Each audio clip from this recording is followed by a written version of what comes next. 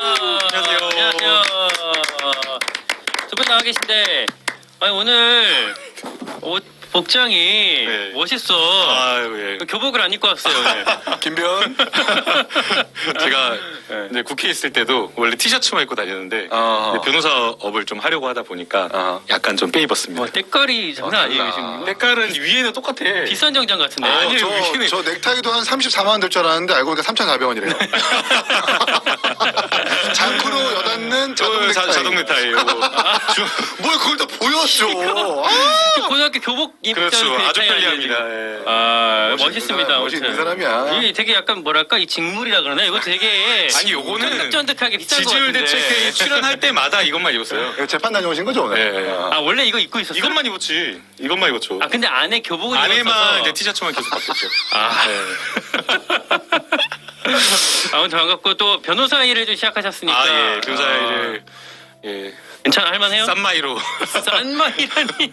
그러니까 저렴한 아주 마이. 최저가에 네. 맞춰서 염가. 영가에. 예. 아 근데 뭐 국회의원 출신 변호사라고 하면 사실 그거로 되게 끝발이 있는 거 아닙니까? 아, 국회 정관 그런 거 없습니다. 아하. 없어요? 옛날에 의원님들은 그러셨다 그러더라고요. 어. 국회의원직을 하면서 수임을 하고 막 그랬다고. 진짜? 아, 그러니까 겸직금지 의무가 있기 전에는 아, 그렇지. 17대, 18대까지는 그랬다 그러더라고요. 그래서 치과 의사 선생님들은 오전에 국회에서 회의하고 오후에 가서 막 이빨 막 이렇게 땜질하고.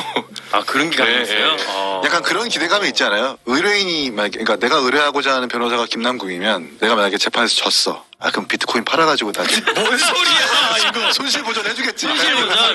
내가 오늘 뭐 도이치모터스 주가 주포야. 일자 손실보전금 뭐 보존해줬던 것처럼. 아니 만약에 내가 재판 져도 아니 내가 무슨 주가 조작 뭐 이렇게 주포처럼 김건희 여사 4,700만 메꿔주고 이거 못해요 저는. 못해요? 못해요. 아, 안 됩니다. 못하겠네. 못 맡기겠네 그러면. 못한다고 하더라도 여러 차례 걸쳐가지고 현금으로 주면 티가 안 난다는 주포의 어떤 이런 손실보전금 보존처럼. 아, 아무튼 반갑습니다. 아유, 네, 반갑습니다. 멋있어요. 아, 사건 뭐 수임하겠다고 또 사건을 만들어 오지 마세요. 본인이 막 피의자로 이렇게 만들어 오지 마세요. 알겠어요. 알겠습니다. 이긴 최고 이번 주 어떻게 보내셨습니까? 그냥 뭐 요즘 여전히 방송하고 애 보고 일하고 그러고 지내고 있습니다. 일 요새 방송 많이 하죠. 방송 좀 하고요. 또 그 정도 지금 뭐 한두 개 정도 들어갈 거고. 어. 그리고 또 제가 지난주에 얘기했었던 어젠다 27에 이제 두 번째 강연을 좀 준비하고 있어서 어, 대한민국의 성별 갈등 어디까지 와 있나 뭐 이런 거. 성별 갈등. 네, 그래서 이선옥 작가뿐만 아니라 그 임명묵 씨라고 네. 뭐 조선일보랑 뭐 조중동 내지는 성별 갈등과 이런 젠더 갈등이 있어가지고 여러 사설과 칼럼을 쓴 전문가가 있는데 그분들 모셔가지고 지금 두 번째 강연을 준비하려고 준비 중입니다. 전 좀 아닌 것 같아요. 왜? 이슈가 다 지나갔어. 젠더 갈등은 2017년부터 2022년까지 해서 거의 그게 이제 수명을 그게 다한 것 같아요. 이슈는 지났지만 네. 내재는 되어 있다고. 음. 문제가 완전히 해소되지는 않았어. 그거를 개혁- 발굴해서 해결하는 것이 정치권의 어떤- 노. 제가 생각했을 때는 개혁신당을 미래를 보고 가야 돼요. 아, 이거 그래서 개혁신당- 과거의 개혁신당이 뭔가 치고 나갔던 그 과거 이슈에 이걸 개혁신당 행사가 가지고 아니야. 하면 안 돼요. 개혁신당 행사가 아니야. 새로운 어젠다를 발굴하는 게 좋을 것 같아요. 알겠습니다. 김남국의 개혁신당 지지율 대책 회의. 아, 그렇죠. 그래서 새로운 이슈. 가상화폐 2025년 전망, 뭐 이런. 한번 초대할게요. 새로운 트렌드. 초대할게요. 클립토 시장과 대한민국 이러면서. 어젠다 27에 김남국 강연. 아, 완전 좋죠. 이거 완전 재밌을 좋죠. 것 같은데. 한 35년 정도에 제가 섭외를 할게요. 그때 나 죽을지도 몰라. 살아있을지 무슨 죽어있을지. 소리 하는 거야.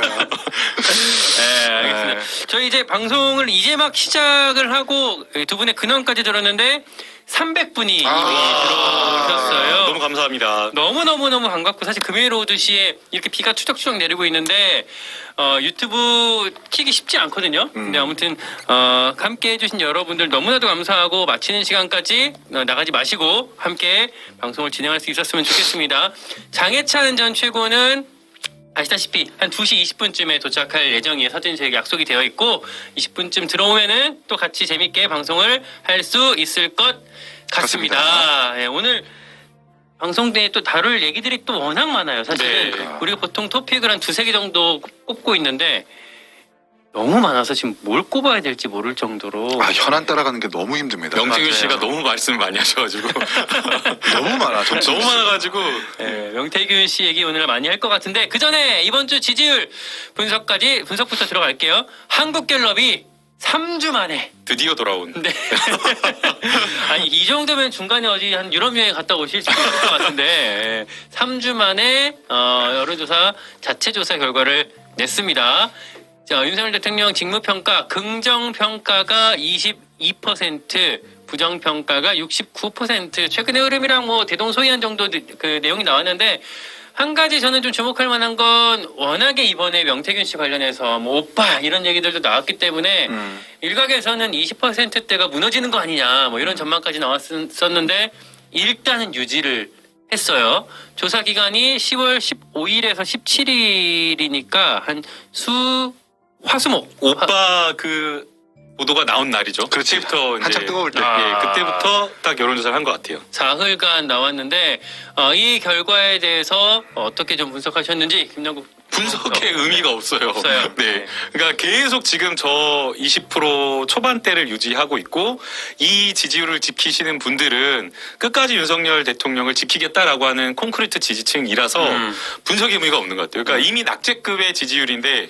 F가 학점의 최하점이잖아요. 근데 거기에다가 신설을 하면 모르겠어요. F, A에 A 플러스가 있듯이 F에 F 플러스, F 플러스. 근데 이미 F예요? 이미 F인 거죠. 근데 낙제점인 이를테면 거죠. 옛날에 뭐 정말 박근혜 전 대통령 당시에 무슨 지지율이 그때 3인가? 뭐 아주 정말 더 낮았을 바닥까지 때도 그러니까 있잖아요. 이제 예. 그 크리티컬한 스모킹건이 나오는 시점이 언젠가는 중요하지만 그때 저희가 복귀를 해보면 JTBC에서 태블릿 PC가 보도되었을 때가 10월 마지막 때쯤 넷째 주였는데 그때 갤럽 여론조사가 21%였어요. 그러고 11월 첫째 주에 여론조사가 한 자릿수로 떨어진 거였거든요. 7%에서 9% 사이로 계속 유지를 한 거였기 때문에 완전히 콘크리트라고 하는 20% 요거를 무너뜨리는 그 시점이 오냐 안 오냐 그게 이제 핵심이긴 할 것 같아요. 그러니까 그거를 뭐 딱 비교할 수 없지만 태블릿 PC가 막 나왔을 때 정도 지지율이랑 지금 비슷하다는 그렇죠. 거군요. 딱 그 비슷한 거죠. 예.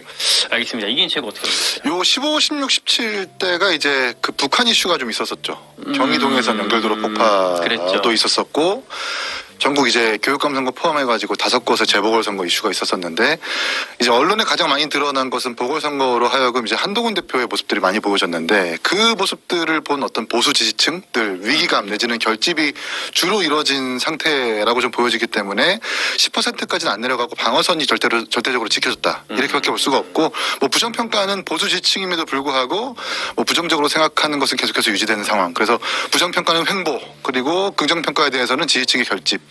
그러면 한동훈을 향한 기대가 대통령의 지지율을 좀 받쳐주는 효과가 있었다고 보세요? 그렇죠. 그러니까 위기감도 있었겠죠. 명태균 씨에 대한 어떤 이슈에 뭐 염증을 느낀 보수 지지층이 더 이상은 안 된다라는 위기감도 분명히 있었을 것이고 그리고 한동훈 대표 같은 경우에도 이 선거 캠페인이라는 것이 마타도 내지는 네거티브식이 아니라 계속 일꾼론을 내세웠던 걸로 보여져요. 좀 찾아보니까. 근데 또 반면에 이제 민주당 같은 경우에는 좀 악재가 있었었죠. 금정구청장 같은 경우는 뇌출혈로 돌아가셨는데 뭔가 혈세 낭비라는 상태에서 아주 떠들썩하게 언론 기사가 많이 되기도 했었었고 또 금정구 같은 경우에는 사실 보궐선거가 크게 언론에서 주목받지 못하는데 또 이재명 대표 가가지고 뭐 물고문 정기고문 당할 수 있다 이런 식의 캠페인이 계속해서 언론 보도가 많이 되다 보니까 아 이거는 안 되겠다라는 식의 보수 지지층의 어떤 응답이 있었던 것은 아닌가라는 말씀 생각합니다. 듣고 저는 인상 깊은 부분이 그러면 윤석열 대통령 입장에서는 한동훈 대표를 한테 좀 고마워해야 되는 측면도 있지 않을까 하는 생각도 드네요. 보궐선거 때문에 사실 윤석열 대통령이 보이질 않았죠. 명태균이 오히려 많이 보였고 네. 오빠 보였고 한동훈 대표가 계속 금정구에서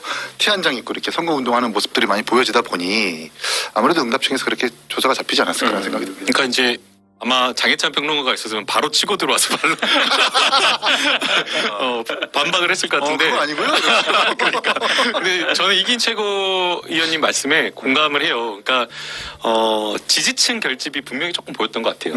네, 그러니까 명태균 씨와 관련된 여러 가지 의혹이 나오고 명태균 씨가 가지고 있다고 하는 그 2,000장의 카톡의 메시지 캡처. 이런 것들이 터져 나오면 결국에는 이 정권이 무너지는 탄핵으로 가는 것 아니냐라는 그 위기감이 있었지 않았을까. 그리고 한동훈 대표가 윤석열 정권과는 조금 더 뭔가 차별화하면서 이 정권이 이대로 계속하면 안 된다라는 메시지를 계속 던졌거든요. 근데 저는 이게 한동훈 대표가 물론 이제 감정적으로 윤석열 대통령과 완전히 이제 뭐 멀어져가지고 나온 측면도 있겠지만 내부적으로 이런 메시지를 던질 때 이런 선거 전략을 짤 때 그냥 짜진 않거든요. 저희도 민주연구원에서 이번에 캠페인을 할 때 다 여론조사를 막 이렇게 저렇게 FGI도 해보고 돌려보고. 여론조사도 해보고 미공개 여론조사. 그렇죠. 그래서 전략을 다 수립을 하거든요. 이 캠페인 전략을. 그래서 아마 이번에도 그런 차별화 전략 그리고 위기감을 고조시키는 막판 전략이 좀 먹힌 거 아닌가라는 생각이 드는데 장희찬 평론가 없으니까 재밌다. 장해찬을 급하게 찾고 있는 김남국. 야, 이것도 너무 재밌어. 아니 어떻게 반론할까? 아니 왜냐하면 친윤계에서는 이번에 금정구를 내심 지기를 바랬던 것도 있었던 것 그렇겠죠. 같아요. 그래서 만약에 한동훈 대표가 이번에 졌으면 그거를 빌미 삼아가지고 한동훈 대표를 몰아내려고 했을 거예요. 근데 거꾸로 지금 한동훈 대표가 성과다라고 이야기를 하면서 오히려 바로 그 다음날 그 공식 석상에서 김건희 여사에 대해서 주문한 적은 없었던 것 같거든요. 3대 요구. 네, 그래서 뭐 3대 요구가 뭐 큰 것도 아닌데 어마어마하게 센 요구를 한 것처럼 공식 석상에서 처음으로 이야기를 했기 때문에 앞으로 계속 세게 나올 가능성이 높은 것 같아요. 예. 저는 그러니까 말씀 듣고 주목되는 지점이 그러면 지금 이제 국민의힘 지지층에서는 탄핵은 아니다라는 어떤 여론이 좀 꽤 있나 보군요. 그렇죠. 아무래도 보수 지지층은 한번 탄핵으로 인해서 선거 개입 내지는 국정농단 때문에 탄핵이 된 대통령을 지지했었던 사람들이 있었었고 또 그것 때문에 전국이 혼란이었었고 나라가 완전 반쪽이 됐었던 경험이 있기 때문에 탄핵이라고 하는 그 단어에 대해서 굉장히 민감하게 생각할 것이고 그리고 지금 이뤄지고 있는 어떤 민주당의 어떤 탄핵을 얘기하는 것에 대해서 거부감이 분명히 있을 겁니다. 이것 때문에 결집이 될 수밖에 없다. 그러니까 사실 지난 박근혜 전 대통령 탄핵 당시에는 보수 지지층 속에서도 이 정도면 탄핵해야 되는 거 아니야라는 여론이 꽤 컸기 때문에 이제 막 이제 붕괴가 됐던 거였는데 그렇죠. 지금 상황은 그 단계까지는 아닌 거라고 다 보시는 것 같아요. 아직 아마 뭐 국정농단의 어떤 주요 결정적인 증거 내지는 그만큼의 어떤 비례한 그런 근거는 나타나지 않았기 때문에 좀 더 지켜보자는 심리는 분명히 있는 것 같아요. 만약에 명태균 씨가 뭐 대통령 연설문을 고쳤다거나 뭐 그런 게 나오면 제가 봤을 때는 말두피를 받았다거나. 국정 운영하는 것에 대한 평가는 박근혜 정부보다 훨씬 더 못해요. 이미 그때보다 심각하다. 국민들은 그렇게 보고 있고 그리고 심증은 이미 여의도 바닥에서 윤석열 대통령이 국정 운영을 하는 것이 아니라 비서진의 김건희 여사의 라인들 다 집어넣고 김건희 여사가 사실상 국정 운영하는 거 아니냐라는 그 심증을 가지고 있는 것 같아요. 단남동 7인회. 네, 그리고 실제로 우리 최재형 목사님이 그랬잖아요. 그 자기가 있는 자리에서 금융위원 누구로 시키라고 김건희 여사가 하는 걸 들었다고 막 얘기를 하잖아요. 그래서 인사며 여러 정책, 국정 운영과 관련된 큰 개입을 국정농단을 김건희 여사가 하고 있다라고 생각하고 있을 거예요. 국민들은. 그럼에도 불구하고 지금 지지층들은 탄핵을 하게 되면 보수층이 완전히 괴멸된다. 그래서 그때 박근혜 때 겪었던 아픔을 다시 겪고 싶지 않는다라는 그런 거부감이 확실히 있는 것 같아요. 알겠습니다. 우리 장혜찬 최고가 빨리 와서 또 여기에 대해서 반박을 해줬으면 좋겠는데 네, 토픽으로 일단 들어가겠습니다. 첫 번째 토픽 재보궐 끝 이제는 윤한 독대 이렇게 제목을 달았습니다. 먼저 재보궐선거 이변은 없었어요. 기초단체장 먼저 2대2가 나왔어요. 전남 곡성군수, 영광군수는 이제 민주당이 수성을 했고, 그리고 인천 강화군수, 부산 금정구청장까지는 국민의힘이 이겼습니다. 그리고 서울시 교육감 진보 진영에서 정근식 후보가 당선이 됐고요. 저는 개인적으로 사실은 이런 정도 스코어가 나오지 않을까 예상을 했었는데 두 분 어떻게 예상을 하셨었습니까? 이 결과를? 예상은 했지만 기대를 또 했었죠. 금정을 정말 이기는 거 아니야? 네. 민주당이. 네. 명태균 씨 의혹이 커져 나왔잖아요. 그리고 그 의혹이 굉장히 심각했고 여론조사를 돌려보면 부산 TK에서도 탄핵 여론도 높고 역시나 부정 여론이 높았기 때문에 금정구가 좀 잘 나올 줄 알았어요. 근데 의외로 21% 정도의 차이가 나오고 강화보다 더 차이가 벌어져서 상당히 놀랐습니다. 예. 그러니까 왜 그랬을까? 이 기대가 실현되지 않은 이유는 어디 있다고 보세요? 일단 부산은 지난 총선에서 전재수 의원 지역구 빼고는 전부 다 이제 국민의힘이 차지했었던 지역구기도 하고 부산시의회도 국민의힘이 다수당이고 그리고 금정구의회도 다수당 국민의힘이 차지하고 있단 말이에요. 그 말인즉 지역에서 조직을 담당하는 사람들은 거의 다 국민의힘이 지금 차지하고 있었기 때문에 조직적으로는 국민의힘이 져서는 안 되는 지역구인데다가 지난 총선에서 이제 여야 후보의 차이가 14% 정도 났다고 해요. 뭐 대파 논란 때문에 그리고 용산의 어떤 형편없는 국정 운영 때문에 그런 판단이 있었음에도 불구하고 14%가 났는데 이번에는 22% 차이 났습니다. 그러니까 애초부터 져서는 안 되는 질 수 없는 지역구였던 거예요. 근데 한동훈 대표가 막 7번이나 내려가면서 공을 들였다는 건 아닙니까? 제가 이제 좀 안타깝게 생각하는 건 원래 부산은 그렇게 텃밭인 거예요. 근데 지금 국민의힘이 이 텃밭의 선거에서 대단히 큰 의미를 지금 부여하고 있는 거거든요. 그만큼 지금 국민의힘이 이렇게 쫄려 있었던 상태다. 네, 왜냐면 아니 근데 그러니까 최근 22대 총선 말고 21대 총선이라든지 20대 총선이라든지 이럴 때는 민주당이 나름 부산에서 선전했었잖아요. 근데 거기에 비하면 국민의힘이 이번에 그 21대 총선 때보다 뭐 더 잘했다 이렇게 볼 수도 있을 것 같아요. 한편으로는 이번에 부산 금정에서 민주당이 득표했었던 득표율이 40 몇 %였을 텐데 아마 제가 기억하기로 2000년도 이후에 최고 득표율로 알고 있어요. 아 그래요. 그 말인즉 보수세가 오히려 이 금정의 텃밭의 성공에 도취될 것이 아니라 점점 국민의힘의 보수층 이 지지 세력이 약화되고 있다라는 그 위기의식을 느껴야 되는 거죠. 민주당 후보가 그만큼 계속 올라오고 있다라는 것에 위기의식을 느껴야 되는데 부산 금정을 우리가 지켜냈으니까 우리 선거를 잘했다라고 도취돼서는 안 된다. 저는 오히려 가장 의미 있었던 선거가 교육감 선거라고 생각을 해요. 아니 사법적 문제 때문에 진보 교육감이 그렇게 나가 떨어진 상태에서 그 반사의 이익을 보수 교육감이 얻었어야 되는데도 불구하고 다시 한번 진보 교육감에 기회를 줬다라고 하는 것. 그리고 수년 동안 진보 교육감에 대한 염증을 느낀 서울시 유권자들이 다시 한번 진보 교육감을 선택할 수밖에 없었던 이유는 정권의 실정을 그대로 따라가는 선거일 수밖에 없었다. 그렇기 때문에 이것은 아마도 다음 지방선거의 복선격이 될 수도 있다. 이렇게 생각을 합니다. 패인이 어디에 있다고 보세요? 조전혁, 그러니까 보수 진영의 조전혁 후보가 진 가장 큰 이유는 어디에? 보수 교육감의 그러니까 조전혁 후보의 일정들을 한번 보셨어요? 이 선거 운동 일정. 막 뭐 강용석 만나고 뭐 이거 완전히 이제 완전 오른쪽에서도 완전 극우의 어떤 유튜버라든지 이런 사람들의 일정을 많이 세운 것도 패인이기도 하고 그리고 이 당선 확실 정근식 후보의 당선 확실이 뜨고 나서 그 기사를 보면은 이거 부정선거다 이러고 있어요. 아, 벌써? 네. 아 그리고 거기에서 이제 엄마 부대라고 하는 뭐 주옥순 씨인가 이런 분들이 네. 막 그 캠프의 구성원으로 이러고 있으니 강신업 변호사 강신업 변호사 뭐 무슨 뭐 선대위원장으로 임명됐다는 임명장이 돌기도 했었었고 엄마 부대의 대표격인 주옥순 씨가 막 뭐 심지어 그분이 부정선거론자들을 막 말리고 있는 이런 모습들을 보면서 어떻게 중도에 소구할 수 있는 캠페인이 있을 수가 없는 거예요. 거기다가 정책들도 방과 후 수강교육 100만 원씩 주겠다. 완전 뭐 진보적인 정책들을 계속 내세우다 보니 보수로서 내세울 수 있는 교육의 비전 자체가 아예 없었던 거죠. 이러다 보니까 도대체 뭐가 달라?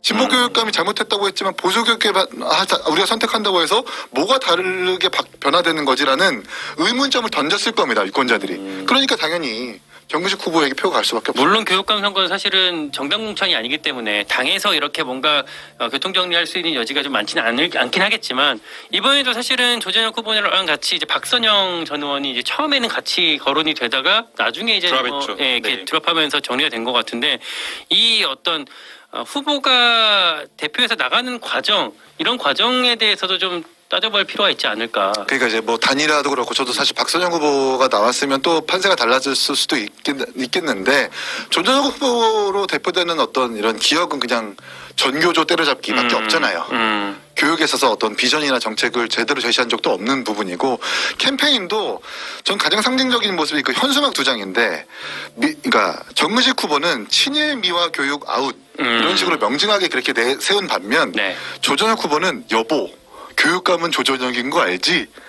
이런 식으로 이게 도대체 뭐지? 그러니까 뭐 전교조를 때려잡겠으면 그걸 명징하게 내세우던가 해야 되는데 이것도 아니고 저것도 아니 애매한 선거 캠페인 내다 보니까 캠페인면으로도 졌고 후보의 경쟁력으로도 졌고 모든 것이 다 졌다. 아니, 그러니까 합니다. 이제 서울시 교육감 선거에 대한 그 서울 시민의 관심도가 너무 떨어졌어요. 그래서 그쵸. 선거가 누가 나오는지도 사실 모르고 그 다음에 그 교육감 후보들이 내는 주요한 정책, 슬로건 이런 것들을 아는 시민들이 거의 없었어요. 그러니까 결국에는 그냥 그 후보가 진보적 성향이냐 보수적 성향이냐를 보고 많이 투표를 했던 것 같아요. 근데 이제 그럼에도 불구하고 지금 사실은 어떻게 보면 진영이 이렇게 속한 진영에 따라서 투표를 했다라고 하면 저는 표차가 훨씬 더 벌어졌어야 한다 보거든요. 그리고 조전혁 후보는 아까 이긴 최고가 말한 것처럼 너무 어떻게 보면 극우적인 뭐 정교조 때려잡은 게 정치인으로서의 이력이고 굉장히 극우적인 정치인으로 평가가 되고 인식이 되고 그 다음에 실제 선거 캠프도 만나는 사람들 주옥순 엄마 부대 뭐 이런 사람들 뭐 강용석 극우 사람들이 막 와서 캠페인을 했어요. 그러면 사실은 더 쫙 그 윤석열 정권 교육에 대한 심판 여론으로 해가지고 한 10%는 벌어졌어야 되는데 그렇지. 6% 정도밖에 차이가 안 났다라고 하는 것은 이거는 진짜 역시나 인지도다. 너무 이렇게 그 투표가 참여율이 저조하다 보니까 인지도로 해서 정근식 후보가 상당히 좀 떨어지다 보니 조전혁이라고 하는 사람에 대한 그 인지도 차이로 이렇게 붙었지 않았나라는 생각이 들고요. 뭐 어쨌든 잘 하셔야 된다고 생각을 하고 부산금정을 다시 돌아가 보면요. 아까 뭐 국민의힘에서 이거를 뭐 높이 평가할 필요는 없다. 오히려 더 위기의식을 느껴야 되는데 저희 민주당이 오히려 위기의식을 좀 느껴야 되는 것 같아요. 어떤 점에서? 잘 면밀히 분석을 해볼 필요가 있는 것 같아요. 왜냐하면 우선은 당장에 지난 총선보다 표가 더 벌어졌어요. 그렇지. 네, 그러니까 그건 좀 의아하거든요. 왜냐하면 명태균 씨 의혹도 터지고 그 다음에 의료 대란도 더 심각해지고 윤석열 대통령의 실정 이런 것들 너무 심각하잖아요. 정말 눈을 막 진짜 하루라도 보는 게 힘들 정도로 정말 힘든데 그 정도야? 그 정도지. 그런데도 불구하고 지금 이렇게 차이가 더 벌어졌다고 하는 것은 이게 무슨 원인일까 이유를 조금 분석을 저희가 제대로 좀 해봐야 될 필요는 있는 것 같고요. 그리고 또 이제 더 거슬러 올라가 보면 지난번 총선 때는 그래도 의석을 많이 가져왔었는데 지금은 많이 잃었잖아요. 그죠. 그래서 그 이유가 뭘까? 심지어 이번에는 조국 혁신당과 조국 대표님과 단일화 해가지고 그 단일화 시너지가 날 거라고 기대했는데 단일화 시너지가 안 났잖아요. 그래서 그건 또 이유가 뭘까? 이런 것들을 민주당도 좀 면밀히 분석할 필요가 있는 것 같아요. 금정 서울시 교육감 두 선거 다 민주당한테도 과제가 있는 남겨진 거죠. 선거다. 예. 라는 말씀까지 듣고요. 이제 이 선거 이후에 대해서 우리가 논해봐야 될 텐데 그 사이에 우리 또 장희찬 최고가 도착을 했습니다. 잠깐 쉬었다가 이후 순서로 넘어가겠습니다.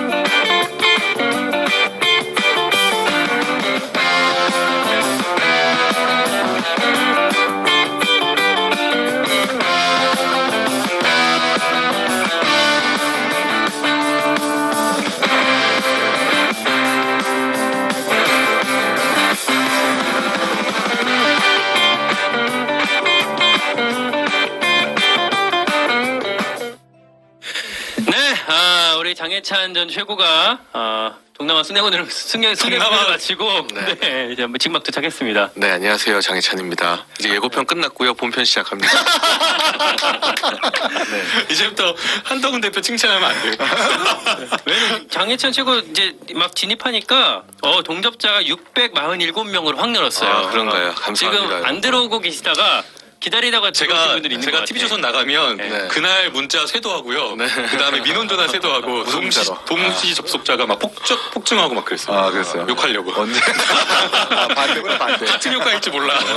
저 이번 주에 아침에 김현정 뉴스쇼 오랜만에 인터뷰하러 나갔는데 저는 인터뷰하니까 안 보고 네. 김현정 앵커 보고 이야기하잖아요.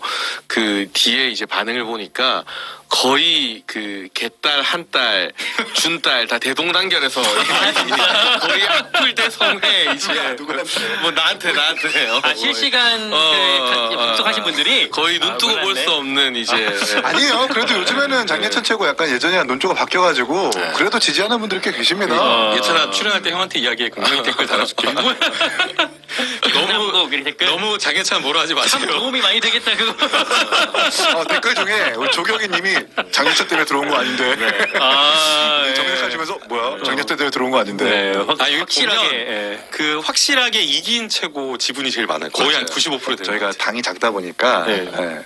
거의 방송 하나 나가면 그 방송에 다들 도와줘야 된다라고 십시일반 상부상조하는 사람들이 있으셔가지고 다들 이렇게 오셔서 결속력이 강한 거죠. 예예. 좋게 말하면 그렇고요. 저희 지지자는 여기 나가지 말라 그래요. 왜? CBS는 너희 적진이다. 거기 나 왜 나가냐 그래요. 그래요. 국민의힘도 똑같은 소리 하잖아요. 뭐 국민의힘도 아니 어떨 때는 개혁신당에서도 뭐 적진이라고 할 때도 있고 사실은 또 이렇게 뭐 방송하다 보면은 이렇게 생각이 좀 다르신 분들이 있을 수 있는데 그럼에도 불구하고 또 같이 들어오셔서 근데 이제 예. 해보니까 네. 김남국 의원님도 느끼겠지만 이게 우리 편 방송사 저 편 방송사 나누는 게 의미가 없는 게 욕을 먹더라도 많이 나가서 어쨌든 국민들이 얼굴 알고 아. 이름 아는 게 훨씬 중요해요. 이게 그러니까 왜냐하면 정치를 깊이 보면서 저 사람이 어느 성향이고 뭐고 하는 분들은 진짜 소수고 나중 되면 뭔지는 모르겠는데 나 얼굴 알아 나 이름 알아 이게 사실 정치에서 진짜 중요한 맞아. 거기 때문에 맞아. 그래서 지금 무조건 성공한 정치인이시구나. 무조건 많이 다니고 하는 게 중요한 것 같아요.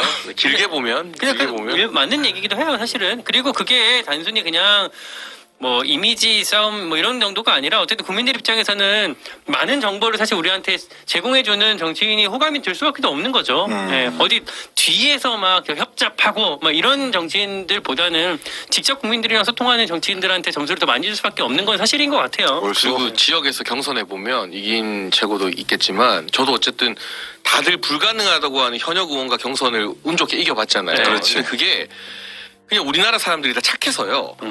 이제 막상 뭐 이 댓글로는 욕하고 막 비판도 하다가도 내가 얼굴 아는 사람이 직접 나타나잖아요. 그럼 다 좋아하세요. 내가 아는 사람이다. 그리고 동네에서 아마 김남국 의원님도 안산 가면 다 좋은 말만 들을 거예요. 그럼. 면전에선 다 나쁜 말 하는 분들 거의 없고. 국민의힘 지지자 또 팬 많아요. 제가. 그러니까 저도 광주 가니까 막 밥 사주고 그러더라고요. 그 시민분들이 광주에서? 네, 국밥 먹고 있는데 전당대회 때 가고 하니까 그러니까 그냥 아는 사람이면 일단 이제 눈에 익은 사람이. 읽으면 또 좋아하는 정서가 또 어른들은 특히나 더 있어요. 그래서 무조건 많이 나오는 게 좋은 제가 거예요. 수요일 날 아침에 장혜찬 최고랑 요 회사 앞에서 국밥을 먹었는데 맞아. 네, 아침에 우리 회사 와서 출연했잖아요 뉴스쇼 하고 국밥 먹는데 뒤에 계신 어떤 어머니 한 분이 조용히 다가오셔서 너무 응원한다고 장혜찬 최고한테? 네 여기 또 그리고 응원하고 가시더라고요. 네, 또 그렇습니다.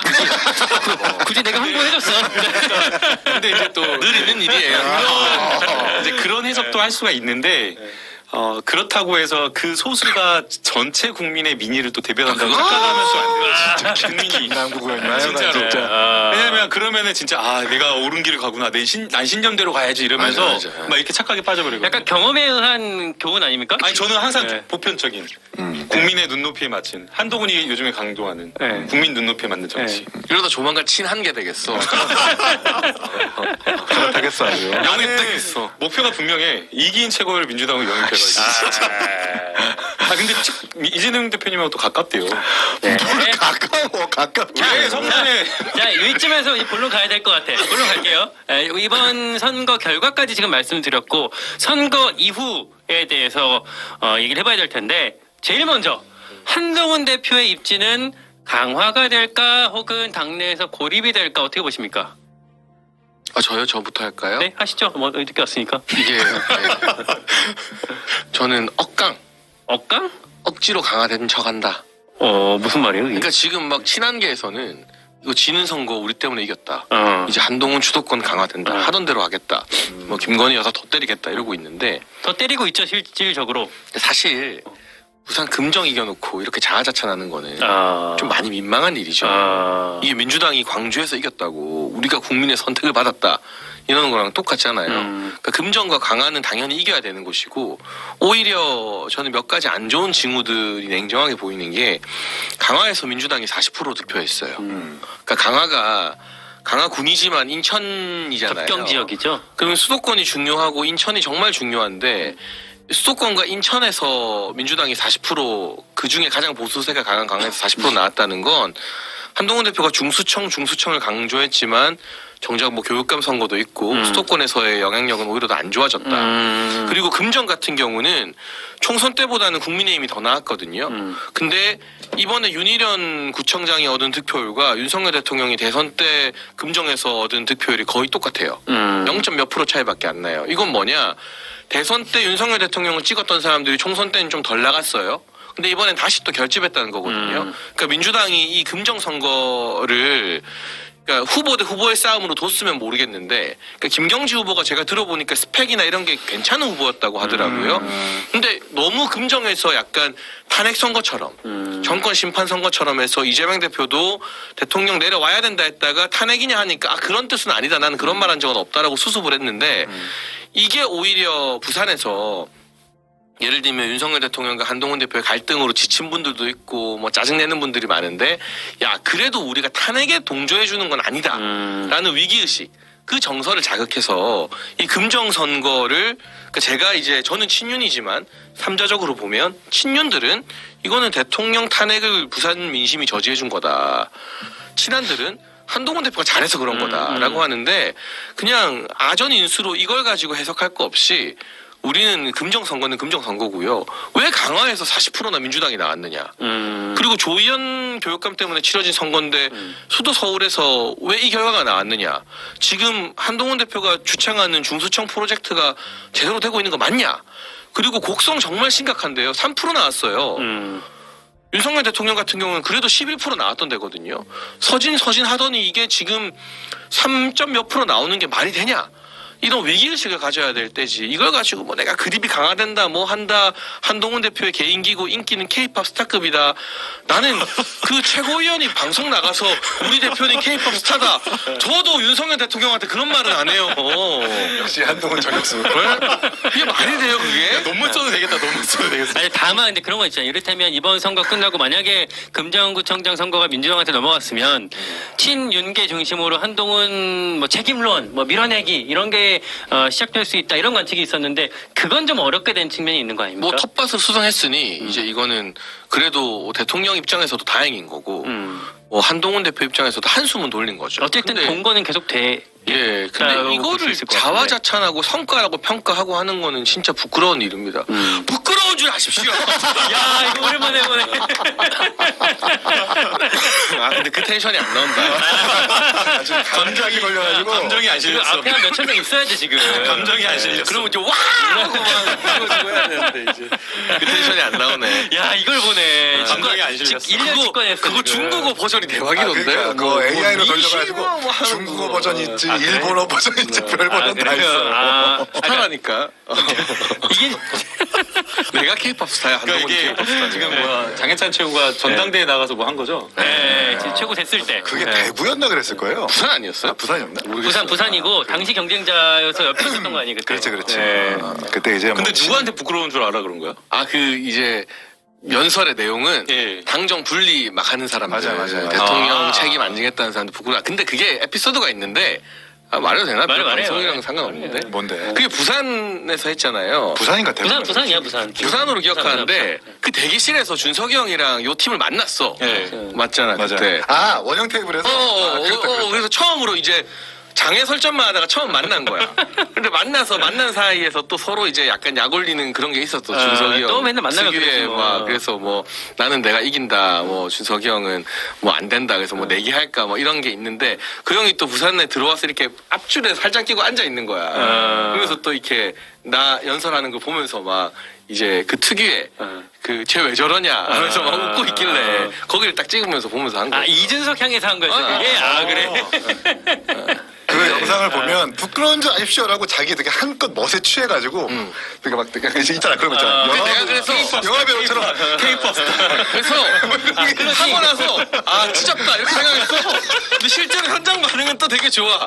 그러니까 그게 이제 유세뽕이에요. 그러니까 내가 이제 황교안 대표의 Y도 이해가 되고 한동훈 대표가 이렇게 하는 것도 내가 이해가 되는 게 현장에서 우리 편 사람들 가득 모아놓고 막 와 해주고 막 하면 거기에 취해요. 근데 그 빨리 벗어나야죠. 이건 이해됩니까? 이번에 이건가? 이렇게. 아, 그거는 아무리 봐도 이해하기 힘든 아, 누가 한동훈 대표? 네. 이렇게 하는 거?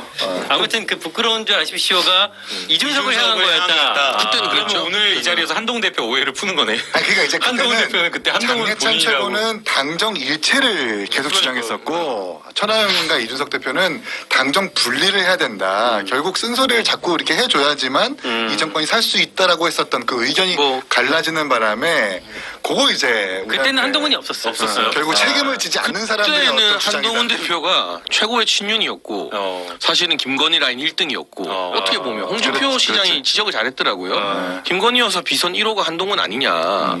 거기 한남동 7인에 진짜 어이없는 명단이거든요. 그중에 김건희 여사 연락처도 없는 사람도 있어요. 근데 그 누가 한동훈 대표처럼 300통씩 카톡을 주고 받겠습니까? 아니 뭐 장희찬 최고는 여사랑 이렇게 카톡 그렇게 많이 주고받은 적 전화 없어요? 여기 한번 해보게 오늘. 무슨 이상한 소리라고. 아니 한번 봤나 안 봤나? 저는 이제 지금이야 제가 잘 알죠. 네. 근데 저는 대선 때 제가 1호 참모 영입되고 하는 과정까지는 전혀 개인적인 연락이나 사적 만남은 없었고요. 제가 최고위원 되고 나서는 뭐 식사 자리도 있고 뭐 관저에도 가서 뵙고 하면서 이제 그때부터는 관계가 생겼죠. 엄청 나중인데 그러면. 근데 이제 저희가 다 아는 그 여의도 바닥에 1년차 때부터 파대했던 이야기잖아요. 김건희 여사가 국정에 깊이 개입해서 사실상 V1이 김건희 여사이고 V2가 윤석열 대통령인데 윤석열은 보이지 않는다라는 그 평가가 파다했었거든요. 근데 이제 그게 3년 차에 벌써 여러 가지 걸로 정황이 확인되고 있는 거거든요. 우리 예컨대 명태균 씨한테 뭐 인수위 면접을 보라라고 이야기를 한다든지 공천에 김건희 여사가 개입을 했다라든지 잠깐만요. 요거 우리 토픽 2 얘기니까 네. 조금 이따 할까? 요거 마치고 하는 게 어때요? 네, 한동훈 얘기하고 있으니까. 재보궐 이후 전망. 진짜 그래서 빠르다, 이제 이런 빨라. 것들이 이야기 나오고 있어서 그래서 이제 그걸 단순하게 말하려는 까먹었잖아요. 뭐야? 미안. 또 다룰 때 아마 기억이 날 거예요. 네. 네. 그때 해주시고 일단 한동훈 대표 입지에 대해서는 잠깐 저기 요 정도 이제 가름을 하고 이재명 대표의 입지는 어떻게 되는 겁니까? 갑자기 왜 이재명으로 넘어와? 한동훈 얘기인데. 한동훈 얘기 요 정도 하고. 탄탄대로죠, 탄탄대로. 탄탄대로. 네. 진짜 친한 게야 내가 봤을 때. 지금 김남국 의원이 말씀해 주시는 걸 보면 한동훈 탄탄대로다 막 하고. 아니 이재명 탄탄대로. 이재명이 탄탄대로. 이재명 탄탄대로니까. 윤가소름님께서 저기 김남국 의원님 무혐의 나온 거 축하드려요. 늘 응원합니다. 김남국님 때문에 점점점 홍보 많이 할게요. 하트. 아유 너무 감사합니다. 네, 네. 댓글을 무혐의 주셨어요. 무슨 무혐의나 최근에 무혐의난 게 있어요? 8개 고발당한 거 조사도 하나도 실체가 하나도 없어서 소환 조사도 없이 그냥 다 무혐의를 받았고요. 아니 최근에 나온 거 최근에 무혐의 나온 게 또 있어요? 최근에 8개 다 무혐의 남았어요. 아. 아마 요거 근데 한 보도를 하나도 안 해요 언론에서. 2, 3주 전쯤에 네, 2, 3주 전쯤에 제가 쓰는 것 글을 같아요. 썼는데 아예 보도가 안 돼요. 언론에서 그렇게 마음대로 만들어서 이렇게 했다가 저희 지지율자 체계를 보시면은 그 내용들 뭐 알 수 있습니다. 그래서 이재명 대표 이야기를 해보면 사실은 이제 영광에서 선거를 졌다면 또 보수 언론에서 엄청나게 막 그 성과를 가지고 이 선거 결과를 가지고 해석을 막 어마어마하게 했을 거예요. 영광 호남에서 이재명을 버렸다. 그래서 이제 뭐 경쟁 체제가 뭐 또 힘겠다 막 이런 말이 많았을 건데 어쨌든 1위가 상당히 큰 차이로 1위를 했고 오히려 또 조국혁신당은 열심히 뛰었는데도 불구하고 3위를 해가지고 진보당보다 더 못한 성적을 얻어서 이재명 대표의 체제는 굳건하다. 금정은 졌잖아요. 에이 그거를 근데 이재명 대표한테 금정 왜 졌어라고 물어보는 건 말이 안 되죠. 아, 고마워요. 우리가 곡성에서 졌다고 곡성 왜 졌어 안 하는 것처럼 물론 3%라는 득표는 뼈 아프지만. 근데 워낙 그 보수세가 강한 곳이어서 이겼으면 더 좋았겠지만 그러나 이제 뭐 그게 리더십의 치명타는 아니고. 근데 그거는 있는 것 같아요. 이제 민주당도 전국 선거 승리를 위해서는 여론조사 꽃을 좀 버려야 될 것 같아요. 아 이번에 꽃에서 사실 이긴다라는 투표가 나왔었는데 그러니까 꽃에서 네. 자꾸 이제 희망 고문을 하고 그러면 또 부산 정서는 뭐가 있냐면 윤석열 정부나 한동훈 대표나 여당에게 회초리 때리고 싶어도 진짜 민주당이 될 정도로 때리고 싶지는 않아 하는 정서가 있거든요. 그래서 역결집. 지난 총선 때도요. 원래 이제 마지막 여론조사 기준으로는 민주당이 부산에서 한 5-6개 가져가는 거였어요. 근데 그 여조들이 오히려 민주당에게 독이 됐었고 이번 금정도 야 금정 민주당이 된대 접전이 돼 넘어간대 이 여조들이 오히려 민주당 후보 최종 투표에는 저는 마이너스가 된 것 같아요. 공감을 하는 게요. 그 여론조사의 하우스 이펙트라고 하는 게 있잖아요. 경향성. 그래서 경향성이 있는데 뭐 여론조사 설문에 따라서 경향성이 있을 수도 있지만 여론조사 기관에 따른 경향성도 맞아요. 있거든요. 근데 이제 그게 크게 차이 나면 4, 5%까지도 차이가 난다고 하더라고요. 근데 저희 지지층의 여론조사 꽃이라고 하는 게 너무나 알려져 있다 보니까 사실 이제 다른 여론조사하고 조금 비교해 보면 진보 지지층의 응답률이 여론조사 꽃이 좀 높아요. 그래서 이제 그걸 보정하기 위한 노력을 여론조사 꽃이 그러니까 한다고는 보정을 늘 하지만 하잖아, 원래. 한다고는 하는데 이제 그럼에도 불구하고 바닥 민심과는 조금 차이가 이번 선거도 보궐선거도 그랬고 지난 총선 때도 있었기 아니 때문에 근데 민주당 지지층마저도 여론조사 꽃은 잘 믿지를 않아요. 아 무슨 소리야? 잘 보지를 않아. 아니요 무슨 왜냐면 소리야? 구독에서 많이 보는. 그러니까 보는 건 보는데 이 여론조사대로 선거 결과가 이어질 것이다라고 예측하는 사람은 많이 없을 거예요. 왜냐하면 지난 총선도 대부분 다 틀리고 지지난 선거도 틀리고 이제는 정말 진보 지지층 후보들을 뭔가 독려하는 여론조사로만 사람들이 인식을 하지 이 결과가 그대로 선거의 결과로 이어질 것이다라고 생각하는 사람들은 많이 없다. 이미 여론조사 꽃은 그렇게 경향성이 너무 심해졌다라고 많이들 판단하기 때문에 이걸 가지고 뭐 그렇진 않은 것 같은데 우리 네. 지지층은 진짜 많이 보고 그러니까 잘 믿는데. 다 틀려서 다 이인채가 총선대로 말하는 건 좀 합리적인 민주당 지지층일 거고 민주당 성향의 유튜브를 들어보면 그러면 진짜 이긴 최고가 합리적 민주당 성향이라 그 말이구만.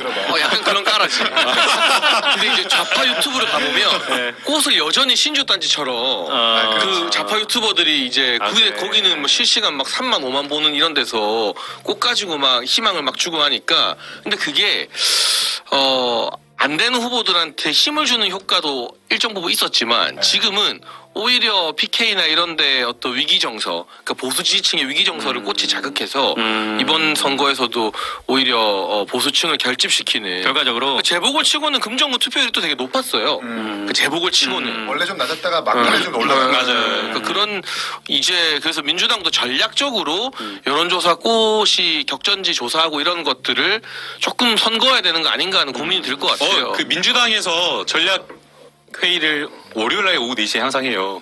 그러면 여론조사 꽃만 가지고 하진 않고요. 여론조사 꽃에 오차가 있을 거다, 경향성이 있을 거다라고 분명히 생각을 해요. 그래서 비공개 민주연구원에서 한 여론조사, 그 다음에 매주 뭐 갤럽, 리얼미터 한 여론조사를 종합해서 판단을 하지 절대 뭐 여론조사 꽃만을 가지고 아니 판단하지 사실 좀 본론으로 돌아오면 그 이제 이재명 대표의 입지를 저희가 기준을 판단을 하는데 민주당에서 지금 이번 영광곡성 선거에 대해서 큰 의미를 부여하지 않고 있는 것만 봐도 좋은 성적이라고 생각하지 않는 거예요.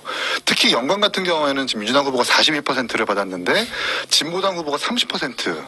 그리고 조국혁신당이 26.5. 그러니까 거의 뭐 3파전이었단 말이에요. 근데 호남, 그러니까 민주당의 절대 지지적이라고 하는 호남에서 이렇게 세 분야로 갈라진다라는 것은 호남 민심이 더 이상 윤석열 대통령을 견제할 수 있는 그 대척점에 있는 권력으로 이재명 대표를 인정하지 않는 심리도 분명히 있는 거죠. 그렇기 때문에 30, 26.5나 다른 후보에게 표를 준 것이고 이게 아마 11월 달에 이재명 대표의 선거와 같이 맞물린다면 호남의 민심 이탈은 훨씬 더 가속화될 것이다. 저는 조금 생각이 달라요. 저는 생각보다 민주당이 되게 선전한 것 같거든요. 왜냐면 영광 처음에는 조국 혁신당이 쫙 치고 나왔었단 말이에요. 조국 대표가 선거도 잘했고. 근데 후보의 문제인지 뭐 전략의 문제인지 몰라도 뒷심 쳐주고 진보당한테 뺏기면서 제일 곤란해진 건 사실 조국 혁신당 됐죠. 이제 조국 대표가 3심에서 기존 2심 판결 확정돼서 징역 2년을 살러 들어가 버리면 9심점도 없는 상태에서 야 조국당 간판으로는 호남에서도 당선이 안 된다. 지방선거 그럼 때. 다음 지방선거 이전에 조국 혁신당이 이제 민주당에게 흡수 통합될 여지가 좀 굉장히 커졌다고 흡수 통합 보고 있고 뭐 합당 형식을 취하겠지만 사실상 흡수 통합. 이재명 대표는 어쨌든 뭐 압도적인 득표율이 나온 건 아니지만 영광을 지켜서 11월에 저는 뭐 유죄가 나온다고 보거든요. 당선 무효형 수준에. 근데 그래도 일단 진영이 와해 안 되고 결속시킬 수 있는 하나의 동력 정도는 만들었다. 가능성 있는 얘기라고 보세요. 흡수 합당? 그렇게 그러니까 흡수합당이냐 그 형식을 떠나서 저는 양당이 합당을 해야 된다고 보거든요. 해야 한다. 예, 왜냐 이제 일단은 그 영광 선거를 저는 확대해서 가긴 어렵다고 봐요. 처음에 조국혁신당이 굉장히 좀 치고 나왔지만 진보당의 바닥에서의 어떤 뭐 조직적인 선거 운동 이게 먹혔고 민주당이 나중에 이렇게 치고 올라오면서 10% 이상의 차이를 벌린 거는 결국에는 이재명 대표 중심으로 싸워 나가야 된다. 이재명 대표를 여기서 만약 조국혁신당이 지게 되면 이재명 대표를 마치 민주당이 호남에서 버린 것처럼 그렇게 해서 뺏어갈 수 있다라는 그 위기감이 좀 지역에 있었어요. 그래서 마지막에 그 후보자, 그 지역에 있는 군수 선거인데도 불구하고 그 후보자를 가지고 캠페인한 게 아니라 내려가 보면 거기서 이재명을 지키자, 이재명을 대통령으로 만들자라는 그 캠페인으로 계속 선거운동을 하더라고요. 그래서 그게 마지막에 먹혔다라고 봐야 되고요. 그리고 이제 저는 왜 조국혁신당과 합당을 해야 된다라고 이렇게 이야기를 하냐면 2026년에 치러지는 지방선거가 대선 한 8개월, 9개월 전이에요. 근데 지금 부산하고 영광에서만 두 군데서만 이렇게 후보를 내놨어도 두 당이 막 치고받고 지지고받고 난리인데 전국의 지방선거 치러지면서 뭐 시장, 뭐 구청장 막 이런 데 수도권까지 다 후보 나와버리면 난리가 나요. 그러면 대선 앞두고 한 8, 9개월 전에 바닥에서 조직들이 다 갈라져 버려요. 그러면 8, 9개월 뒤에 치르는 선거를 과연 진짜 온전히 다시 화합해서 치를 수 있을까 그 걱정이 돼요. 그래서 무엇보다 정권을 다시 되찾아오는 게 너무 중요하기 때문에 저는 조국혁신당이 선거에 어떤 뭐 욕심 이런 걸 내기보다는 더 큰 대의 그리고 국민이 원하는 게 무엇인지를 보고 그걸 보고 좀 정치를 하면 결국에는 합당으로 가는 게 맞지 않을까. 그러니까 제가 한 가지 전망을 해보자면 여기까지만 하고 다음 넘어갈게요. 그 옥중 합당이 있지 않을까. 옥중 합당. 조국 대표는 옥중에 있는 상태에서 이제 구심점도 잃어버리고 동력도 상실되고 하면 그 조국혁신당 의원들이 아마 면회 가서 우리 합당해야 된다. 지선 전에 합당해야 산다. 그래야 대표님도 사면 받고 뭐 이런 이야기 할 거예요. 그러면 이제 이재명 대표가 면회 가가지고 옥중 합당 좀 비장해 보이게 참 장례찬스러운 평가입니다. 그럴 가능성이 근데 커요. 이제 저는 이제 마음은 합당을 해야 된다는 마음은 있는데 근데 이제 거기에 이제 조국 대표님과 의원님들 그리고 당원들의 마음은 이제 합당을 안 하겠다라는 의지가 강해요. 보시죠. 이거는 네, 앞으로 쉽진 어떻게 않아요. 흘러갈지 봐야 될 것 같고 사실 저희 토픽 1번 제목을 이렇게 달았었잖아요. 제목을 끝. 이젠 윤한 독대 이렇게 했는데 아직 독대 얘기는 시작도 못했어요. 근데 벌써 2시 45분입니다. 아이고, 그러네. 독대할 시간이 다가왔어요. 독대가 될지 아니면 뭐 다른 사람을 껴서 할지 면담이라는 표현을 이 용산 대통령실에서 대통령실에서 쓰고 있습니다. 면담이라고 하는데 일관되게. 네. 일단 독대가 이루어지겠죠? 뭐 잠정 합의됐다 뭐 이런 얘기들이 나오던데 이뤄질 수밖에 없는 게 선거 전에 계속해서 에스컬레이트 되면서 수위를 계속 올려가지고 대통령실을 사실상 비판했어요. 한동훈 대표가. 처음에는 여사의 활동 자제, 그다음에 도이치모터스 국민 눈높이 얘기하다가 나중에는 인적쇄신까지 얘기하고 선거가 끝나자마자 이제 3대 요구라고 얘기하면서 의혹 규명까지 해야 된다라고 대놓고 얘기하고 있는데 이제 대통령실에서 독대를 거부한다거나 뭐 그럴 계획이 없다라는 입장을 지금 밝히지 못하고 있는 것 아닙니까? 그 말인 즉 이번 선거에 한동훈 대표의 공이 있다라는 것을 인정하는 것이고 어찌 보면 가불의 관계가 선거 전에 있었던 가불의 관계가 좀 역전됐다라는 그런 증거로 보일 수밖에 없다. 그리고 지금 워낙 대통령실이 궁지에 몰려 있잖아요. 명태균 씨도 그렇고 뭐 오빠 논란도 그렇고 그렇기 때문에 한동훈 대표 독대를 좀 피할 수는 없겠다. 결국 역전된 어떤 증거일 수 있겠다는 생각이 듭니다. 이뤄질 것이다. 독대가. 저도 면담 자체는 저에게 예를 들면 조언을 구하는 경로에게 이건 해야 된다. 근데 다만 정진석 비서실장 배석하고 왜냐하면 한 대표는 1대1로 만나면 안 되는 사람이기 때문에 네. 그런데 지금 한동훈 대표 쪽에서 이걸 깨고 싶어 하는 거다. 왜냐하면 이 독대 기사가 나온 배경도 제가 알아보니까 이거는 대통령실 참모들의 건의보다는 당내에서 추경호 원내대표를 중심으로 한 그러니까 대통령과 가까운 분들이 이거 금정선거가 위험하니 보수층 결집을 위해서 이런 사인을 내야 된다라고 대통령께 건의를 했던 것 같아요. 당 쪽에서? 네. 그러니 대통령께서도 그게 이제 그 건의가 추 원내대표를 중심으로 한 소위 친윤그룹의 건의였기 때문에 수용을 한 것이고 그래서 어쨌든 계속 대통령실은 선거 기간 내내 많이 참았어요. 한동훈 대표의 뭐 김건희 여사 비판에 대응도 별로 안 했고 근데 어쨌든 선거 결과가 나왔는데 이제 와서 이 면담을 안 해버리면 한동훈 대표가 원하는 대로 봐라 대통령이나 안 만나준다 어떤 이 소위 말할 반윤할 명분을 또 만들어주는 것이기 때문에 이 성과나 결과가 어떻게 담보될지 모르겠으나 뭐 한동훈 대표도 결과 낼 생각이 별로 없는 거죠. 결과 낼 거면 이렇게 언론에다가 다 떠들진 않죠. 장외에서. 언론에서 한 이야기 하지 뭐 새로운 이야기 뭐 할 게 있겠어요. 그러나 형식적으로 어쨌든 면담 자체는 진행이 될 것 같고요. 이 이후에 이제 대통령실도 아마 국민 여론을 돌파하기 위해서 나름의 출구 전략을 여러 개 고민할 겁니다. 근데 그게 일방적으로 한 대표가 말한 3대 요구안을 한 대표 말이 맞습니다. 수용하는 방식은 아닐 것 같아요. 그러나 아무것도 안 하겠다는 것은 또 아닐 거고 뭐 새로운 본인들의 어떤 돌파 지점을 찾아내겠죠. 결국에 사실 그럼 독대가 이루어지게 되면 그 전에 사실 이 슈퍼챗이 지금 많이 들어오고 있는데 밖에서 정리 좀 해주세요. 네. 그 독대 혹은 뭐 면담을 하게 되면 의제는 어쨌든 김건희 여사에 대한 얘기가 가장 뭐 핵심적으로 많이 나오겠죠. 그게 본질이고 핵심이라고 보고요. 근데 과연 이제 지금 장해찬 최고와 대통령실은 절대 독대란 말 안 쓰잖아요. 면담이라고 이야기를 하면서 배석자가 누가 있어야 된다라고 이야기를 하고 있어요. 그래서 이제 추경호 원내대표나 아니면 비서실장 정도가 정기실장. 있어야 된다라고 이야기를 하고 있는 것 같은데, 그러나 지금 제가 봤을 때는 한동훈 대표는 그 형식 자체를 독대로 고집을 좀 하고 있는 것 같아요. 그리고 그 안의 의제는 역시나 죄송합니다. 본질적으로 대통령실 안에 있는 김건희 여사 라인들을 바꿔야 된다. 라는 한명동 거. 7인에. 네, 그게 이제 제일 중요한 것 같고. 그리고 이제 두 번째로 핵심은 그 김건희 여사에 대한 특검법. 요거는 수용해야 된다. 이 두 가지를 이야기할 것 같아요. 그래서 이거는 대통령실 입장에서 보면 절대 수용하지 못할 이야기인 거고, 또 한동훈 대표 입장에서는 국민 눈높이에 맞는 정치를 해야 되기 때문에 반드시 해야 된다, 관철시켜야 된다라고 이야기를 하고 있기 때문에 두 사람 입장이 합의는 안 될 것 같아요. 여사를 그래서- 내보내고 특검 수용 이게 네. 가능할? 아니, 그러니까 절대 안 받겠죠. 그래서 결국에는 한동훈 대표는 특검을 재표결해서 참여하는 방향으로, 한동훈계가 참여하는 방향으로 그렇게 궁극적으로 귀결될 충돌이 더 거라고 커질 봐요. 것이다. 근데 오늘도 한동훈 대표가 김건희 여사 특검법은 안 되는 거다. 안 되는 거 민주당이 계속 강조하고 있다고 말했고, 추경호 원내대표, 김기현 전 대표 등이 다 이 김건희 특별법은 안 된다고 했습니다. 그 한동훈 대표 입장에서는 그 이탈피 8개가 칼집 안에 칼인데 이거를 꺼내는 순간 자기가 먼저 찔려요. 그러니까 이거 나 꺼낼 수 있어. 나 꺼낼 거니까 내 말 들어줘까지가 한동훈 대표의 레버리지인 거고, 막상 이걸 꺼내서 8개에서 특검이 통과되잖아요. 저는 그럴 일 없다고 보는데 한 대표 측도 다 알 겁니다. 그렇게 되는 순간 좀 죄송한 말이지만 제2의 유승민 되는 거예요. 유승민 전 대표가 받았던 배신자론보다 더 거센 배신자론의 한복판에 들어서게 돼요. 그러니 한 대표도 꺼내지 못하는 칼인데 꺼낼 것처럼 하면서 대통령실로부터 무엇을 얻어내느냐의 문제이고, 대통령실도 한 대표가 꺼내면 어쨌든 한 대표가 찔리지만 대통령실도 다치죠.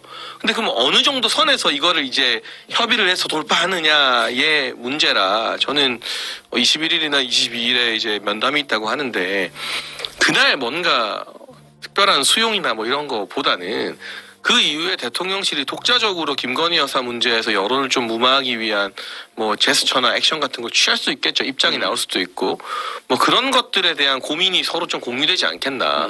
이를테면 김남국 전 의원이 말씀하신 게 지금 여사 라인 내보내고 그리고 특검법을 수용하고 이런 거 정도의 조치가 이루어지기 어려울 것이다. 아니 근데 요즘 온도가 좀 달라진 게 친윤 그룹에서 특히 뭐 이를테면 뭐 윤희석 대변인이나 당의 대변인도 방송 나와가지고 얘기하는 게 윤희석 대변인은 친윤 그룹은 아니잖아요. 그룹 대변인, 이제 대변인조차도 친윤 그룹에서 또 김건희 여사에 대해서 방어가 불가능하다라는 말이 나오고 있다라고 공개적으로 지금 방송 나와서 이야기를 하고 있거든요.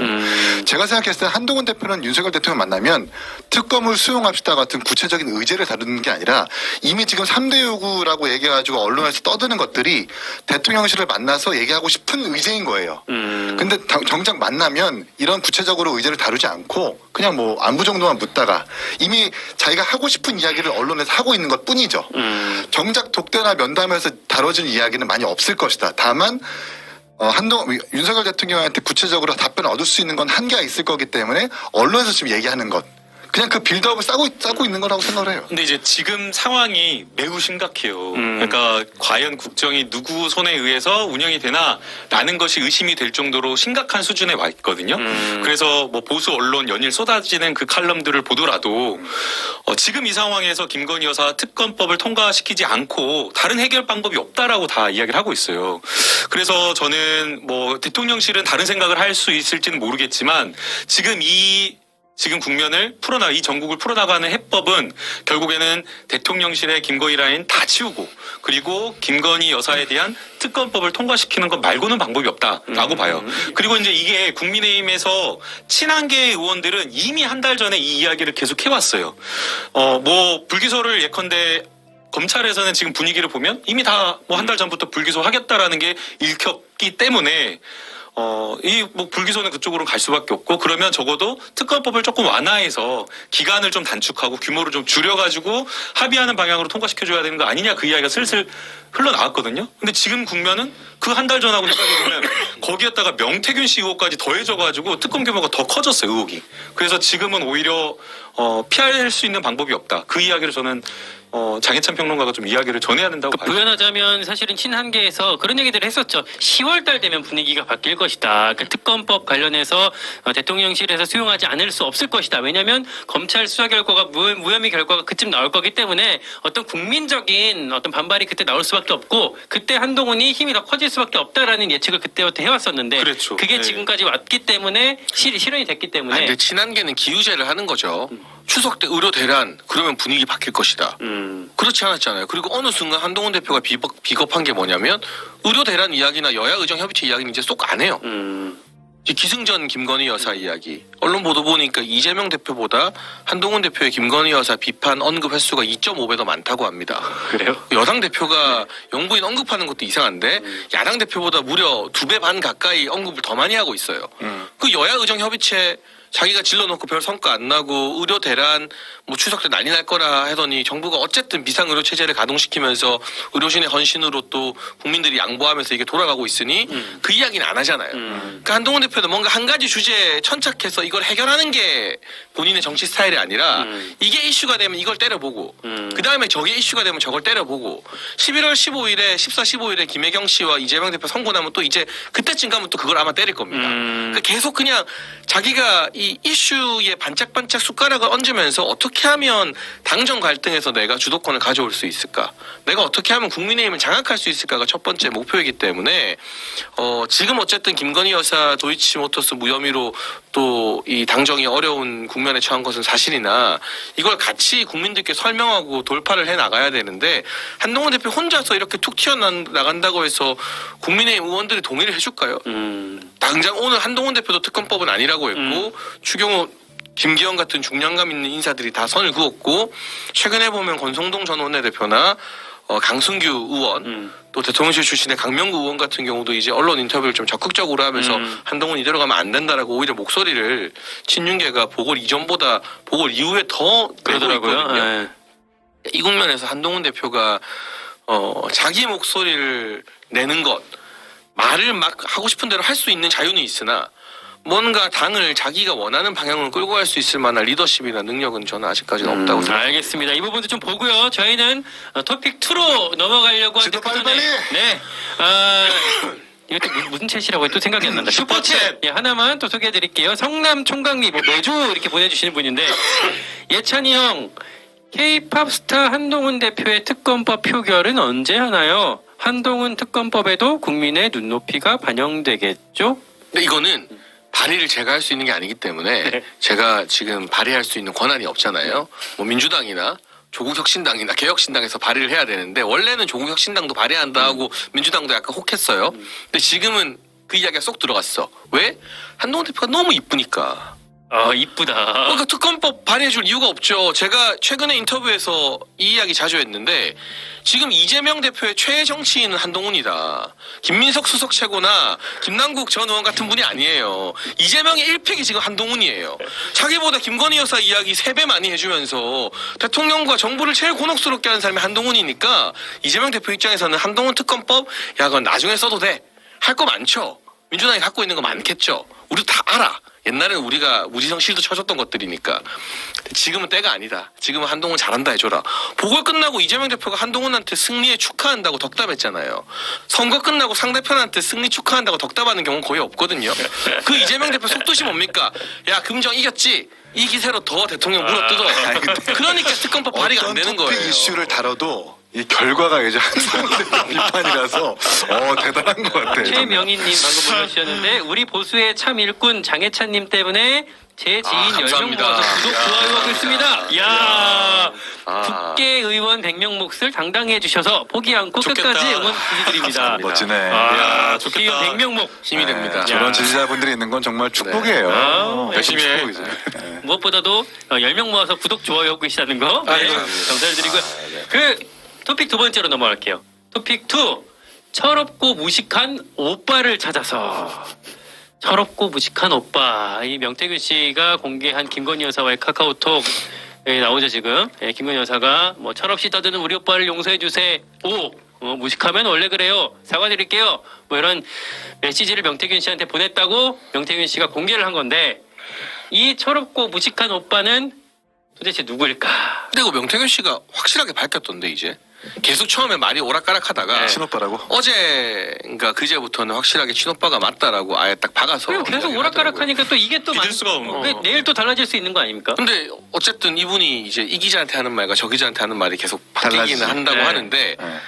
공식적으로 최종적으로 언론에다 박은 거는 이거는 친오빠 맞다. 근데 친오빠가 나한테 정치를 잘 모르면서 조금 기분 나쁜 이야기를 해서 자기가 화를 냈던 거다. 그렇게 해명을 했더라고요. 김건희 여사가 대통령, 그러니까 남편인 윤석열 대통령한테 오빠라는 표현을 쓰냐 안 쓰냐 이것도 이번 주에 논점이 좀 많이 됐는데 이제 장혜찬 최고는 오빠라고 쓰는 걸 들은 적이 없다. 저는 뭐 들어본 적 없습니다. 그랬더니 또 명태균 씨가 장 최고를 공격을 했어요. 코가 길어질 거다, 피노키오다.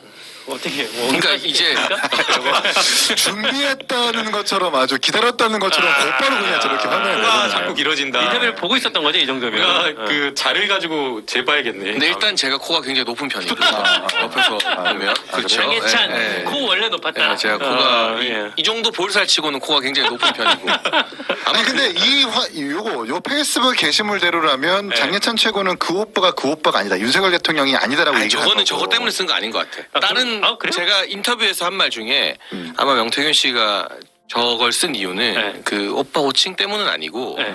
대통령께서 이제 대선 경선 막바지에 명태균 씨와 관계를 완전히 단절했다. 대통령은 그 이야기에 아마 좀 뭐 기분이 나쁘셨을 것 같은데 저는 명태균 씨랑 진실 공방을 할 생각은 없고요. 중요한 건 명태균 씨가 이전에 어느 시점에 대통령이나 김건희 여사와 긴밀한 연락을 주고받았고 이게 중요한 게 아니라 네. 공적 권한이 명을 통해서 행사했느냐. 그러니까 거기에 어떤 공천 개입이나 인사 개입이나 이런 공적으로 개입되면 안 되는 권한이 부여됐었느냐가 핵심이지 연락을 얼마나 많이 했고 내가 뭐 한때는 굉장히 조언을 많이 하는 사이였고 이거는 저는 본질이 아니라고 봐요. 그 오빠가 누군지도 사실 뭐 박지원 의원마저도 그건 친오빠 맞는 것 같다라고 오늘 그러더라고요. 그건 정치권에 있는 사람들 다 아는 이야기예요.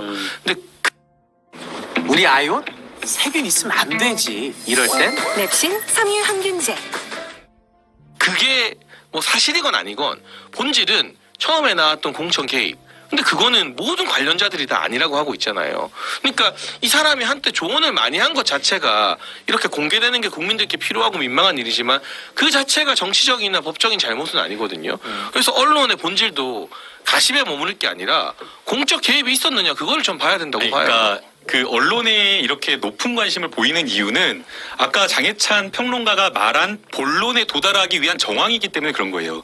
저희가 공천 개입을 부탁하거나 무엇인가를 이야기를 할 때 그냥 이루어지는 게 아니잖아요. 그 사람과의 관계 속에서 그 사람과 어떤 관계인지 어떤 위치에 있는지 얼마나 빈번하게 연락했는지 이게 굉장히 중요한 척도기 때문에 이야기가 되는 거예요. 지금 저희가 2000여 개의 카톡에 뭐가 나와 있는지 모르는 상황이에요. 만약 그게 나온다라고 하면 그게 핵심이니까 바로 문제의 본질로 갈 수가 있죠. 그러나 그 전 단계에서 정황 증거로서 야 김건희 여사와 윤석열 대통령이 굉장히 가깝게 긴밀하게 소통하고 의지한 사이였다라는 것을 저 카톡을 통해서 알 수가 있는 거잖아요. 그래서 저는 이게 마치 그냥 뭐 가십거리다 비본질적인 거다라고 생각하는 것은 너무 의미를 축소하는 거라고 생각이 되고요. 그 다음에 이제 오빠가 누군지는 몰라요. 그러나 중요한 거는 어떤 정치의 메시지와 뭐가 한 장면이 딱 터졌을 때 그것을 받아들이는 국민이 어떻게 해석하고 어떻게 느끼는지 이거거든요.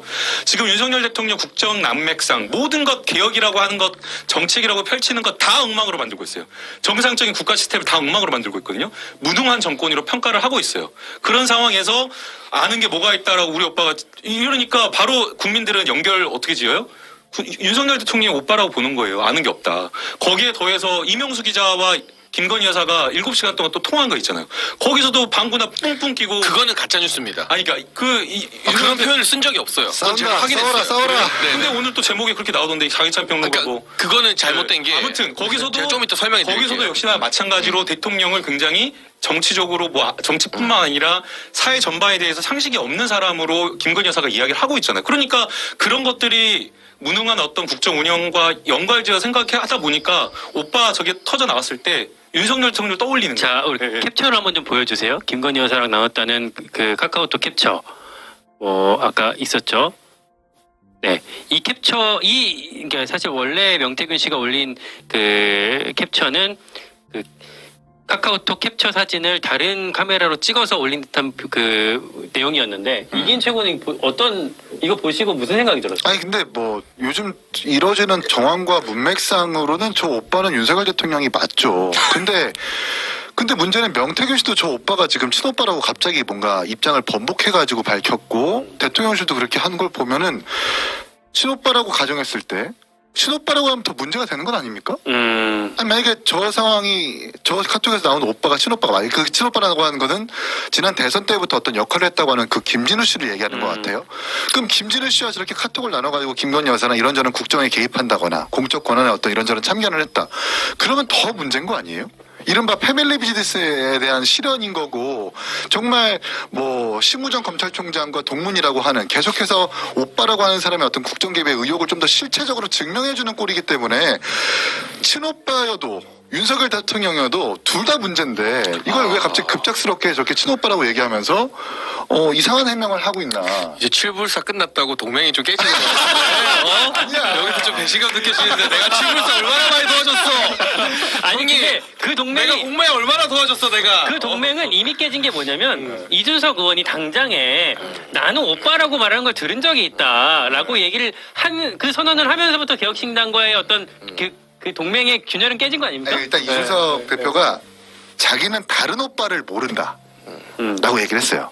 다른 오빠라고 하는 건 갈 거야. 나 공매하다 가입 할 거야 이러면. 그러니까 다른 오빠라고 하는 거는 이제 김진우 씨 내지는 친오빠라는 사람을 난 모른다. 그러니까 윤석열 대통령을 오빠라고 지칭하고 있다라는 걸 암시적으로 얘기를 한 그렇죠. 거죠. 근데 이제 그 시기의 차이가 좀 있겠죠. 적어도 윤석열 대통령께서 대통령 당선인이 되거나 뭐 이 이후에는 김건희 여사도 사석에서도 저런 뭐 오빠라는 표현을 안 쓰면서 격식 갖춘 표현을 썼던 것 같고 제가 몇 가지만 팩트 체크만 할게요. 판단은 뭐 들으시는 분이 하니까 서울의 소리와의 녹취에서 뭐 방귀가 어떻고 배가 나왔고 이런 표현을 아예 쓴 적이 없어요. 그건 제가 MBC 가처분 판결문을 봤거든요. 근데 그 부분은 이제 사적 대화라서 재판부에서 가처분으로 방송하면 안 된다 말라고 했고 했죠. 예. MBC도 스스로 안 된다 했는데 원문 자체에는 뭐 방귀니 배가 나왔다니 하는 말 자체가 아예 없습니다. 그냥 내가 윤석열 대통령 순수한 뭐 이렇게 사람이고 하니까 내가 많이 도와줘야 된다라는 취지지 그런 어떤 멸시적인 표현 자체가 들어가 있지 않아요. 근데 이거를 이제 어느 순간 뭐 방귀니 배가 나왔느니 뭐 이런 걸 당연히 한 것처럼 막 양문석 의원도 어제 올리는데 그런 멸시적인 표현은 아예 쓴 적이 없습니다. 이건 제가 그 재판부 판결문을 보고 말씀드린 것 때문에 제 말이 맞고요. 그러니까 그렇게 대통령을 막 비하하고 멸시하는 표현을 쓴 적이 없다라는 말씀을 드리고 싶고 저 카톡에서 저는 이게 오빠가 누구인지가 전혀 중요한 본질이 아니라고 봅니다만 왜 이렇게 잘해 들려? 제가 계속 감기가 안 나서 이 주제 이 경선 초기에 이 대선을 뛰어들게 되면 가족들이 다 돕는데 그 가족들이 공적 권한을 행사했을 것이다라는 전제라면 이기인 최고 말처럼 문제가 되지만 뭐 김남국 의원께서도 그런 과정 아니냐고 하지만 어쨌든 그 연결고리는 지금까지 전혀 안 나오고 있거든요. 그럼 단순히 가족이 이제 조언하는 사람을 만나서 이 사람은 어떤 것 같다라고 조언을 해주고 판단하는 것 자체가 문제일 수는 없다는 거죠. 이 스모킹건이 안 나온 상태에선 전부 다 정황이고 가정일 수밖에 없다는 말씀입니다. 사실은 전 대통령실 해명을 듣고 나서 제일 먼저 떠오른 생각은 대선을 취재하는 기자 입장에서 그 당시 김진우 씨 얘기가 많이 들렸었거든요. 사실은 그냥 들린 게 아니라 몇몇 기자들이랑은 직접 연락을 하기도 했었어요. 맞아요. 이분이랑. 네. 그렇기 때문에 실제로 이 김진우 씨 일 가능성도 배제할 수는 없겠다 이런 생각이 들었습니다만 최근에 또 드는 생각은 저는 이제 명태균 씨가 정권을 상대로 대통령을 상대로 지금 나름대로 어떤 협박을 하고 있다라는 프레임으로 저는 이해를 하고 있거든요. 뭔가 거래를 하고 싶어하는 걸 이해를 하고 있는데 그 측면에서 봤을 때는 만약에 김진우 씨였다면 애초에 협박이 성립하지 않을 텐데 이렇게 톤 조절하고 오락가락하고 거기에 대통령실이 대응하는 상황들을 보면은 애초에 김진우 씨가 대통령이기 때문에 이런 어떤 협박 자체가 가능한 것 아닐까 저는 그런 의심을 하고 있어요. 실제 그 해석이 맞는 게 실제 그게 먹히고 있는 거죠. 대통령실 지금 사실 세게 대응을 못 하잖아요. 네. 진위 논란만 지금 오히려 해명하는 게 진위 논란 있어갖고 바로 반박당하면서 오히려 거짓말한 거 아니냐, 거짓 해명이다라는 논란만 있고 적극적으로 명태균 씨한테 대응을 못 하고 있어요. 근데 그 심지어 아주 뭐 마음대로 날뛴다는 홍준표 대구시장님도 명태균 씨한테 고소 고발 한다라고 해가지고 고소장까지 작성했다라고 했는데 안 하겠다라고 하고, 김재원 최고도 막 명태균 씨에게 함부로 말했는데 지금은 조용해져 버렸잖아요. 그래서 지금 명태균 씨가 가지고 있는 이 카톡 2,000장의 내용이 너무 폭발력이 있고, 또 명태균 씨와 함께 작업하고 일했던 사람들의 그 여러 정치인들의 여러 논란들이 있을 것이 걱정돼서 결국에는 명태균 씨한테 지금 다 꼬리 내리고. 그러니까 이제 그런 건 도망가는 있는 것 아닌가, 같아요. 이런 생각이 저는 들어요. 이 오빠가 친오빠가 아니라서가 아니라 어쨌든 정치인 입장에서는 이런 사적인 대화나 가십이 노출되는 것 자체가 부담이죠. 그리고 이준석 의원도 말했지만 이 명태균 씨가 음지의 인물이 아니라 정치권에서 되게 알만한 사람을 아는 양지의 인물이었다고 하잖아요. 적어도 경남 지역에서. 그래서 오늘 방금 나온 단독 보도를 보니까 김종인 위원장이 서울시장 재보궐 끝나고 오세훈 시장 후원자의 별장에서 명태균 씨와 휴가를 같이 보냈다라는 보도도 나왔어요. 그럼 김종인 위원장의 발언도 좀 이제 반박이 된 거거든요. 그 천하의 김종인 위원장과 제주도 가서 휴가 같이 보낼 정도면은 김종인 위원장과도 얼마나 깊은 관계인지가 드러난 거잖아요. 근데 어쨌거나 지금 명태균 씨의 이미지가 부정적인 상황에서 그게 꼭 공적 권한이나 공천 개입 이런 건 다 아니라고 하지만 사적인 대화, 뭐 정치적인 의견을 주고받거나 이런 것 자체가 막 무작위하게 공개되고 폭로되는 것 자체는 되게 부담스러운 거죠. 아니 굳이 그러니 이거를 긁어부스럼 만들지 않고 그냥 또 명태균 씨의 입장도 오락가락하고 기자들한테 말이 계속 바뀌고 하니까 더 이상 정말 뭔가 핵심적인 스모킹건이 안 나오면 페이드아웃 시키는 게 정무적으로 올바른 판단일 수도 있는 거죠. 대통령실 그 대응에 대해서는 어떻게 보세요? 이를테면 저는 뭐 좀 한편으로 이제 취재하는 입장에서 좀 딱하기도 하더라고요. 대통령실. 왜냐면 사실 대통령실이요? 네, 대통령실 사람들은 이 대화 자체를 직접 본 건 아닐 테니까 뭐 정보가 계속 제한적인 상황에서 대응을 해야 되는 상황인데, 최근에 제가 대통령실 뭐 고위급 관계자랑 이제 통화를 할 때도 거기서 그러더라고. 대통령의 인권을 좀 생각해 이 기자. 근데 이 말은 얼마나 지금 대응할 게 없으면 난처하니까. 네, 네. 그런 얘기를 할까라는 생각도 들더라고. 근데 이제 어제 진짜 중앙일보 기사를 보면 대통령께서 참모들에게 나는 명태균 씨가 국정 근처에도 오지 못하게 했다라는 말씀을 했다고 있고, 저도 뭐 김현정 뉴스쇼에서 말한 것처럼 그러니까 대선 본후보가 된 이후에는 대통령과의 직접 소통이나 관계는 거의 끊어졌다라고 말씀을 드렸잖아요. 그러니까 그 자신감은 저희나 대통령 주변에 있는 것 같아요. 명태균 씨가 공적 권한 행사 못했다.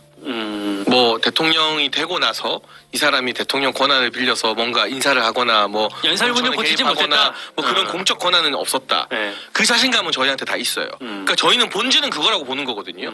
근데 그 본질과 무관하게 훨씬 이전에 경선 후보 또는 입당도 하기 전에는 정말 많은 사람 만나는데 그때 소통을 막 마구잡이로 풀어버리면 본질적인 건 아니지만 어쨌든 국민적 관심은 가게 그렇죠. 돼 있고 가십은 네. 되고 네. 피로도가 쌓이니까 그건 또 부담스러운 게 맞죠.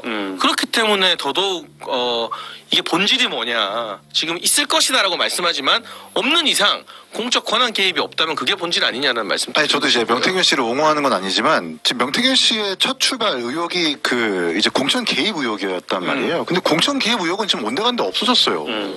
2022년 보궐선거에서 명태균 씨가 공천 개입을 하려고 시도를 했고 그거의 증거가 이제 김영선 씨와 세비를 반띵했기 때문에 그게 증거가 될 것이라고 하는데, 뭐 또 어떤 취재나 어떤 분의 주장에 따르면은 사실상 이 명태균 씨가 보좌진으로 들어가고 싶었는데 사기 혐의 때문에 못 들어가니까 사실상 사설보좌관으로 쓰면서 그걸 인건비처럼 쓴 거기도, 뭐 이런 주장도 있는 거거든요. 지역 사무국장 이런 거. 네, 지역 사무국장. 그리고 심지어 뭐 이거 창원 산단이 지정되는 것도 미리 알아가지고 뭐 이런 보도까지 있는데 현수막 문구를 어떻게 조정해라라는 그 녹취까지 나온 거 아니에요? 그건 정말 사설보좌관으로 썼을 수도 있는 거예요. 공천개입 같은 게 없이. 그냥 공천개입이라는 어떤 첫 번째 본질은 아예 온데간데 없이 그냥 누구랑 만났다, 누구랑 카톡을 했다 이렇게 지금 변질되고 있다 보니까 이게 지금 도대체 나라가 어떻게 되고 있는 건가? 이 이슈는 어디로 가고 있는 건가? 근데 저는 한편으로 이를테면 수사하고 있어요. 그거. 원래 처음 애초에 겨냥했던 것과 달리 지금 다른 논점에 집중하고 있다고 하더라도 이게 이 방식이 되게 짜치고 뭐 어떤 면에서 야속하기도 하지만 그럼에도 불구하고 이거 아니고 이쪽, 그러니까 A가 아니라 B 쪽에 만약에 문제가 있는 일이라고 한다면 B도 충분히 아니, 좀 저는- 결혼해야 되는 거 아닙니까? 나는 이기인 최고위원님 말씀에 동의가 안 되는 게 오히려 공천 개입 의혹은 훨씬 초기에 보도됐던 것보다 구체화됐어요. 어떤 게요? 공천 개입 논란과 관련되어서 처음에는 공천 개입 의혹이 있었다라는 보도가 나왔는데 나중에 거기에 돈을 반띵했다라는 사실관계가 더해졌고 일주일 뒤에 강혜경 씨가 그 중간에서 돈을 전달하면서 실제 나와가지고 진술까지 그게 공천의 대가다라고 진술까지 하고 있고 또 명태균 씨와 김영선 공천 어떻게 받았는지 알지라고까지 심지어 이런 이야기까지 나왔는데 공천 개입 서류 온데간데 없이 사라졌다라고 보세요. 이야기하는 건 잠시만요. 네. 그래서 맞지가 않다라고 생각하고요. 그 부분은 이미 검찰에서 수사를 하고 있어요. 검찰이 수사하고 있어요. 이미 문제다고 선관위에서는 다 조사를 마쳐가지고 이거는 문제가 있다. 공수선거법 위반이다 였고 수사를 하고 있어요. 혐의가 이미 구체화돼서. 근데 이제 이게 본질이 어디로 갔다라고 하는 건 맞지가 않는 것 같고 그 다음에 왜 그러면 이거 말고 다른 데로 더 옮겨갔냐. 더 심각한 문제가 있으니까요. 여론조사 조작과 관련된 의혹이 또 터진 거예요. 그 다음에 김건희 여사를 통해서 다른 문제에 다른 공천에도 개입했다라는 논란이 더 터지고 있으니까 처음에 했던 것은 어느 정도 더 범죄 혐의가 구체화되고 더 증거가 정황 증거나 여러 직접적인 증거들이 나왔기 때문에 수사로 간 것이고 다른 새로운 의혹들이 보도가 되고 있기 때문에 이슈가 옮겨갔다라고 평가하는 게 맞는 것 같아요. 자 보세요. 강혜경 씨 같은 경우에는 자신의 모든 판단이 명태균 씨가 한 말의 토대 위에서 시작되는 것들이에요. 대통령실과 따로 인터뷰를 한 것도 아니고 그렇다고 해서 당과 따로 강혜경 씨가 이야기를 해가지고 공천 개입이 있다고 판단한 게 아닙니다. 명태균 씨의 통화 내지는 같이 일을 하면서 그 사람한테 들은 말 토대 위에 됐었던 판단이기 때문에 이것도 좀 신빙성 없을 수도 있다고 생각을 하고 심지어 뉴스토마토 초반 보도에서 강혜경 씨가 뭐라고 했냐면 여론조사에서 문제가 없다고 얘기를 했어요. 여론조사 문제 없습니다. 다른 명태균 씨의 의혹은 모르겠지만 여론조사 우리가 진행한 건 문제가 없다라고 얘기했는데 갑자기 여론조사 의혹이 나오니까 명태균 씨, 강혜경 씨의 말이 지금 약화되고 있는 것. 강혜경 씨의 말 증언조차도 이미 지금 신빙성 잃어버린 거거든요. 그래서 그러니까 제가 지적하고 싶은 건 그거예요. 2022년 보궐선거가 지방선거랑 같이 치러졌는데 그때 이제 지방선거 공천관리위원장이었을 정진석 비대위원장이랑 이준석 대표랑 충돌했었던 지점이 있었어요. 그게 뭐냐? 지방선거 공천관리위원장으로 위원을 누구를 임명하느냐. 를 두고 싸웠는데 그때 이제 김행 장관 후보자를 가지고 둘이 싸웠단 말이에요. 그때 이제 이준석 대표가 뭐라고 얘기했냐면 이거는 뭔가 더 높은 권력에서 추천을 했을 것이다. 이거 아마 대통령실이겠죠. 김건희 여사 내지는. 근데 여기서는 김건희 여사가 추천했으니까 이건 안 된다라고 싸우고 있는 마당에 보궐선거에서 김건희 여사의 공천 개입이 알고 있었음에도 불구하고 그걸 묵인했다? 이건 말이 앞뒤가 안 맞단 말이에요. 그러니까 보궐선거 공천관리위원회에서는 김건희 여사 공천 개입이 있었다라고 하는 것을 인식하면서도 한편에서는 지방선거 공천관리위원회에서는 김건희 여사가 개입했으니까 이건 안 된다라고 두 이슈를 가지고 둘이 이 말이 안 맞는 거예요. 이걸 가지고 야권에서는 계속 이준석 대표는 공천 개입을 알고 있었을 것이다. 이렇게 본질이 계속 흐려지고 있단 말입니다. 그러니까 애초부터 첫 보도부터 시작해가지고 이 진행되는 상황이 아예 앞뒤가 다 안 맞아요. 야, 다시 합리적인 기억신다고 돌아왔어. 그러니까 이제 이기인 최고의 마음은 알겠어요. 그러니까 혹시나 거기에 이준석 대표의 그때 당 대표였기 때문에 거기에 책임론에 옮겨 붙을까봐 그런 걱정을 하는 것 같은데 아니, 도의적인 책임이 있어요. 지금 어느 누구도 이준석 대표의 책임을 이야기하고 있진 않아요. 그러나 지금 드러난 여러 가지 객관적인 사실과 그 당시에 있었던 녹취나 이런 모든 것들이 김영선 전 의원의 보궐선거 전략공천과 관련되어서 5종의 아주 불법적인 일이 있었다라고 보고 있는 거예요. 그리고 이미 그건 선거위 조사가 끝났어요. 그래서 고발 조치가 된 거예요. 근데 이제 그거 자체가 본질이 아니다. 어디로 온 데가 없이 사라졌다라고 얘기하는 것은 사리에 맞진 않는 거예요. 그러니까 의심은 할 수 있으나 여론조사 같은 경우에도 두 가지의 녹취가 있잖아요. 하나는 연령별, 지역, 성별을 이렇게 곱해가지고 2,000개를 만드소. 이거는 이제 제가 명태균 씨를 옹호하는 게 아닙니다. 여론조사의 방식의 중에 셀가중이 있고 림가중이 있는데 셀가중이 표본의 변수의 가중치를 곱하는 거기 때문에 그 방식을 얘기하는 것뿐이라고 저는 생각을 해요. 두 번째 녹취. 젊은 아들 어떻게 해가지고 뭐 2% 올리소. 이거는 아마 이건 사실 비공표용인데 모타로 이렇게 조작을 할 이유가 뭐가 있겠어요? 그러면서 나온 이야기가 하태경이한테 줄 거다라고 얘기하는 거란 말이에요. 하태경한테 주는 목적. 나중에 종국에는 하태경 의원이 윤석열 대통령을 지지선언하거나 이렇게 간단 말입니다. 아마도 하태경 씨를 윤석열 대통령이 붙이기 위해서 하는 명태균 씨 내부 보고서라고 보는 게 아마 합리적일 거예요. 이걸 가지고 여론 조작이라고 하긴 좀 어렵다. 그리고 강혜경 씨도 마찬가지로 이제 뭐라고 하나요? 청구서를 들고 갔다가 갑자기 보궐선거를 준비하라더라. 이게 청구서를 들고 갔는데 이걸 빌미로 공천을 받아왔다가 아니라 청구서를 들고 갔는데 갑자기 보궐선거를 준비하래요. 이것도 신빙성과 근거도 떨어지는 거예요. 그러니까 왜 이거를 청구서의 근거와 증명으로 공천을 받아왔다가 아니라 청구서를 대통령에서 들고 갔는데 갑자기 지방선거 준비하랍니다. 이렇게 인터뷰를 했지 갑자기 언론에서 강혜경 씨가 이걸 이 청구서를 가지고 공천을 받아왔다라고 인터뷰를 하지 않았습니다. 이게 정확하게 알아야 되는 거예요. 이렇게 말씀드립니다. 당시 이제 공천을 이제 공관위에서 했을 텐데 뭐 이준석 대표 아까 말씀하신 것처럼 정진석 공관위원장이 했었는데 윤상현 재보궐. 윤상현은 재보궐 그리고 보궐이 윤상현, 지방선거가 지방선거는 정진석. 정진석. 두 개의 공천관리위원장이 있었던 거죠. 제가 당시에 이제 취재했던 것 중에 하나는 그 지방선거 공관위원으로 거론이 됐었던 게 장예찬 전 최고가 그 당시에 공관위원으로 안 됐지만 거론이 사실 당내에서 됐던 걸로 저는 알고 있거든요. 2020 대선 2년. 끝나고 하는 지방선거요? 네, 그때요. 네. 처음 들어요? 아니 제가 그 지방선거 공관위원 제안을 받은 적이 있는데 그게 그건지 그 전인지 헷갈려요. 저는 그때 그러니까 저는 네. 제가 알기로 그 약간 취재가 섞인 것 같은데 정진석 위원장이 그 선관위원장을 언제 또 했냐면 오세훈 시장 당선됐던 그 재보궐 그 대선 전에 있었던 네. 박형준 오세훈의 서울 부산 재보궐 네. 그때 공관위원장 했거든요. 네. 근데 저한테는 그때 제의가 왔었어요. 그때 제가 봤을 때 본인이 거절한 거예요? 그때 이제 안 하고 제가 그 대신에 TV 토론 사회를 했죠. 후보자 제가 토론회 취재한 사회. 그때 말고 22년 22년은 저는 그때 모르는데. 제안 말고 검토가 있었던 걸로 저는 알고 있는데. 아 그래요? 네. 저는 처음 듣는 처음 뉴스인데. 들어요. 당사자는 모르는데 취재로만 알고 있으니까. 갑자기 그게. 아니, 근데 그 시기는 제가 이제 청년재단 이사장 취임을 또 준비하고 있던 시기여서 저는 처음 들어요. 근데 저는 아무튼 그 몰랐어요. 시절에 이 공천 개입이 있었는지 없었는지 본인은 전혀 몰라요? 저는 전혀 없었다고 알고 있고 그 지선 공간이 안에서도 되게 경론과 토론이 많은 거. 근데 몇 가지 포인트들. 예를 들면 이준석 대표 같은 경우는 공천권 행사하는 데는 큰 관심이 없어서는 PPAT에 네. 신경 많이 썼다고 제가 전에 예전 방송에서 말씀드렸는데 강남구청장, 포항시장 이런 몇 가지 그리고 강원도지사 이 정도에서 약간의 어떤 토론과 뭐 번복과 이런 것들이 있었고 재보궐 같은 경우는 별도로 윤상현 의원이 했는데 소위 말하는 오히려 대통령과 더 가까운 분들은 이번에 국회의원 된 김종양 의원을 더 세게 밀었었죠. 마산 그쪽 지역에서. 근데 그게 이제 여성 법조인 그 김영선 전 의원의 이미지가 우리가 강조하지만 그때만 해도 수존물 뭐 이런 이벤트가 있기 전이었습니다. 그러니까 되게 합리적이고 중량감 있는 여성 정치인이다. 왜냐하면 이분이 한나라당 대표까지 역임했던 분이거든요. 그래서 수도권에서 정치했고. 예, 네. 그런 차원이었던 걸로 알고 있지 큰 이슈가 뭐 있거나 그러진 않았던 그 걸로 알아요. 명태균 씨가 지금 거의 여권의 전방위로 난사를 하고 있잖아요. 뭐 오늘 나온 단독 보도 보니까 본인이 거래한 국회의원만 최소 25명이다. 뭐 자신 있으십니까? 라고 MBC에 뭐 이렇게 인터뷰를 하기도 했는데 이 난사가 어디까지 갈 것인가? 이를테면 지금 오세훈, 나경원, 홍준표 뭐 몇 개 김종인, 나가서는 뭐 뭐. 이준석까지 김종인까지 계속되고 있는데 더 커지겠죠. 이거는 어떻게 보십니까?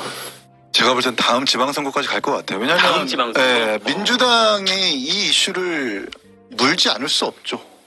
왜냐하면 이 사실 박근혜 대통령에 대한 기시감을 이용할 겁니다. 비선이라는 그 이미지를 계속해서 이렇게 활용하면서 탄핵이라는 빌드업을 쌓을 거예요. 그런데 명태균 씨가 사실 뭐 어떤 실력도 분명히 있는 사람 같아요. 근데 저 사람이 그러니까 본질은 그거 같아요. 김영선 의원과 어떤 관계였냐? 김영선 의원을 공천 받아가지고 본인이 취할 이득이 무엇이었나?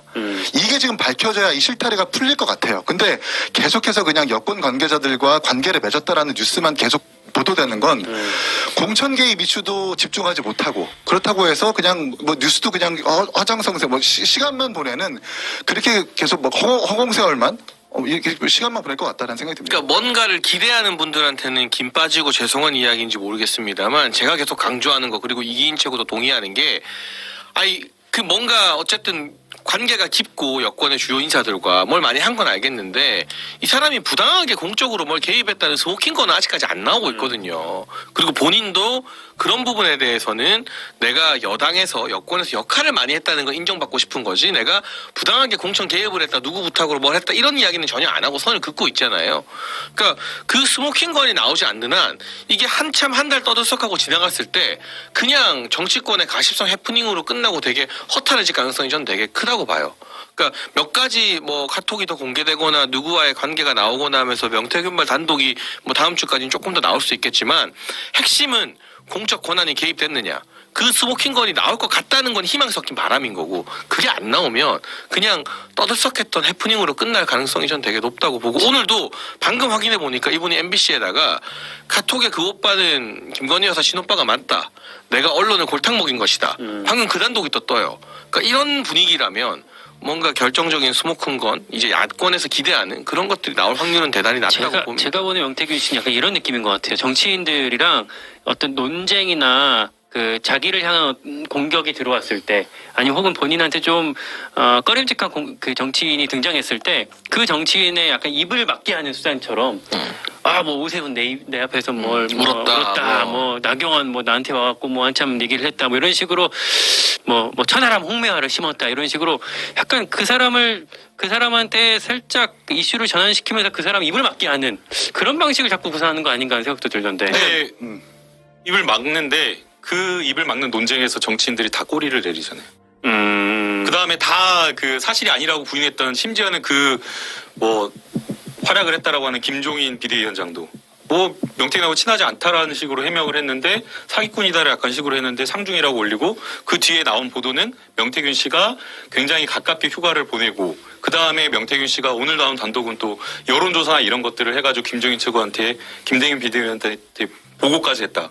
수시로 보고했다는 거 아니에요? 그러니까 계속 이런 것들이 나오고 있어서 정치인과의 관계가 여권 전반에 넓게 퍼져 있고 그리고 그 사람의 관계를 부인하는 사람들은 다 명태균의 말에 의해서 반박당해가지고 꼬리를 내리고 있기 때문에 이거는 뭐 그 중진 의원이나 이런 의원님들이 진짜 면이 안 서는 일인 거예요. 저는 김종인 위원장 뭐 제주도 갔다 보도를 못 봤는데 제가 추측하기로는 제주도 간 김종인 위원장의 정보를 들은 명태균 씨가 알아서 갔을 수도 있어요. 스토킹 그럴 사람일 것 같아. 스토킹, 그리고 아까 댓글 너무 보니까 너무 그 많아, 보도상으로 뭐 잠깐 10분 만났다라는 얘기까지 있어요. 제가 생각했을 때 제가 알고 있는 김종인 위원장은 명태균 씨 같은 사람을 아예 차단하는 사람이야. 제가 왜 개혁신당 비례대표에서 어떻게 이 후보들을 고르고 하는 과정을 너무나도 잘 알기 때문에 화장성세가 있거나 좀 약간 사자가 있다라고 생각하는 사람들은 아예 차단하는 사람이니까 그 보도 좀 파헤쳐봐야 된다는 생각을 하고 야권에서 지금 이준석 대표를 향해서 뭐 왜 이 텔레그램을 알고 명태균 씨를 옹호하냐라는 지적을 하는데 오히려 명태균 이렇게 생각하시면 될 것 같아요. 명태균 씨는 이준석을 못 건드리는 게 이준석은 모든 이 통화나 이런 것들 다 녹음하면 자동 녹음이라서 그래서 명태균 씨가 딴소리를 못 하는 거예요. 이 사람한테는 거짓말을 못 하게 되는 것이다. 이러니까 이준석은 떳떳하니까 사실 뭐 이준석을 못 건드리다고 생각을 하고 그리고 어떤 유튜버를 왜 안 나가냐라고 이렇게 댓글을 저한테 쓰는데 유튜버? 무슨 네, 말이에요? 어떤 유튜브가 있어요. 네. 뭐 어떤 그 이름은 얘기 안 할게요. 이게 뭐 아주 동접자가 많은 유튜버, 그러니까 아주 야권 성향의 유튜버를 왜 안 나가느냐. 자꾸 매불쇼 아니에요, 매불쇼. 맞아요. 근데 뭐 일정도 안 맞는 데다가 사실 매불쇼 같은 경우에는 이준석을 죽이려는 목표가 너무 강해요. 아 그래요? 네, 그리고 거기서 뭐 어떤 의혹들을 제기를 하냐면 이준석의 성상남 무혐의가 김건희 여사와의 어떤 이 명태균 씨 이슈를 맞거래한 것이다라고 공공연하게 얘기를 할 뿐더러 심지어 이준석을 향한 어떤 이준석이 김건희 여사의 텔레그램을 보유하고 있고 알고 있는데 이걸 이준석이 대통령실과 거래를 해가지고 동탄의 약체 후보를 국민의힘이 공천하게 했다라는 의혹을 공공연하게 다루고 있는 유튜브를 우리가 왜 나가냐고. 근데 저도 여기서 한마디 더 하면 아이고. 댓글이 그래서 한동훈만 깨끗한 애라고 하는데 명태균은 한동훈은 카케모샤다라고 했어요. 그럼 명태균 말이 맞으면 카케모샤인 거야. 누구의 카케모샤 김정부사인 거야.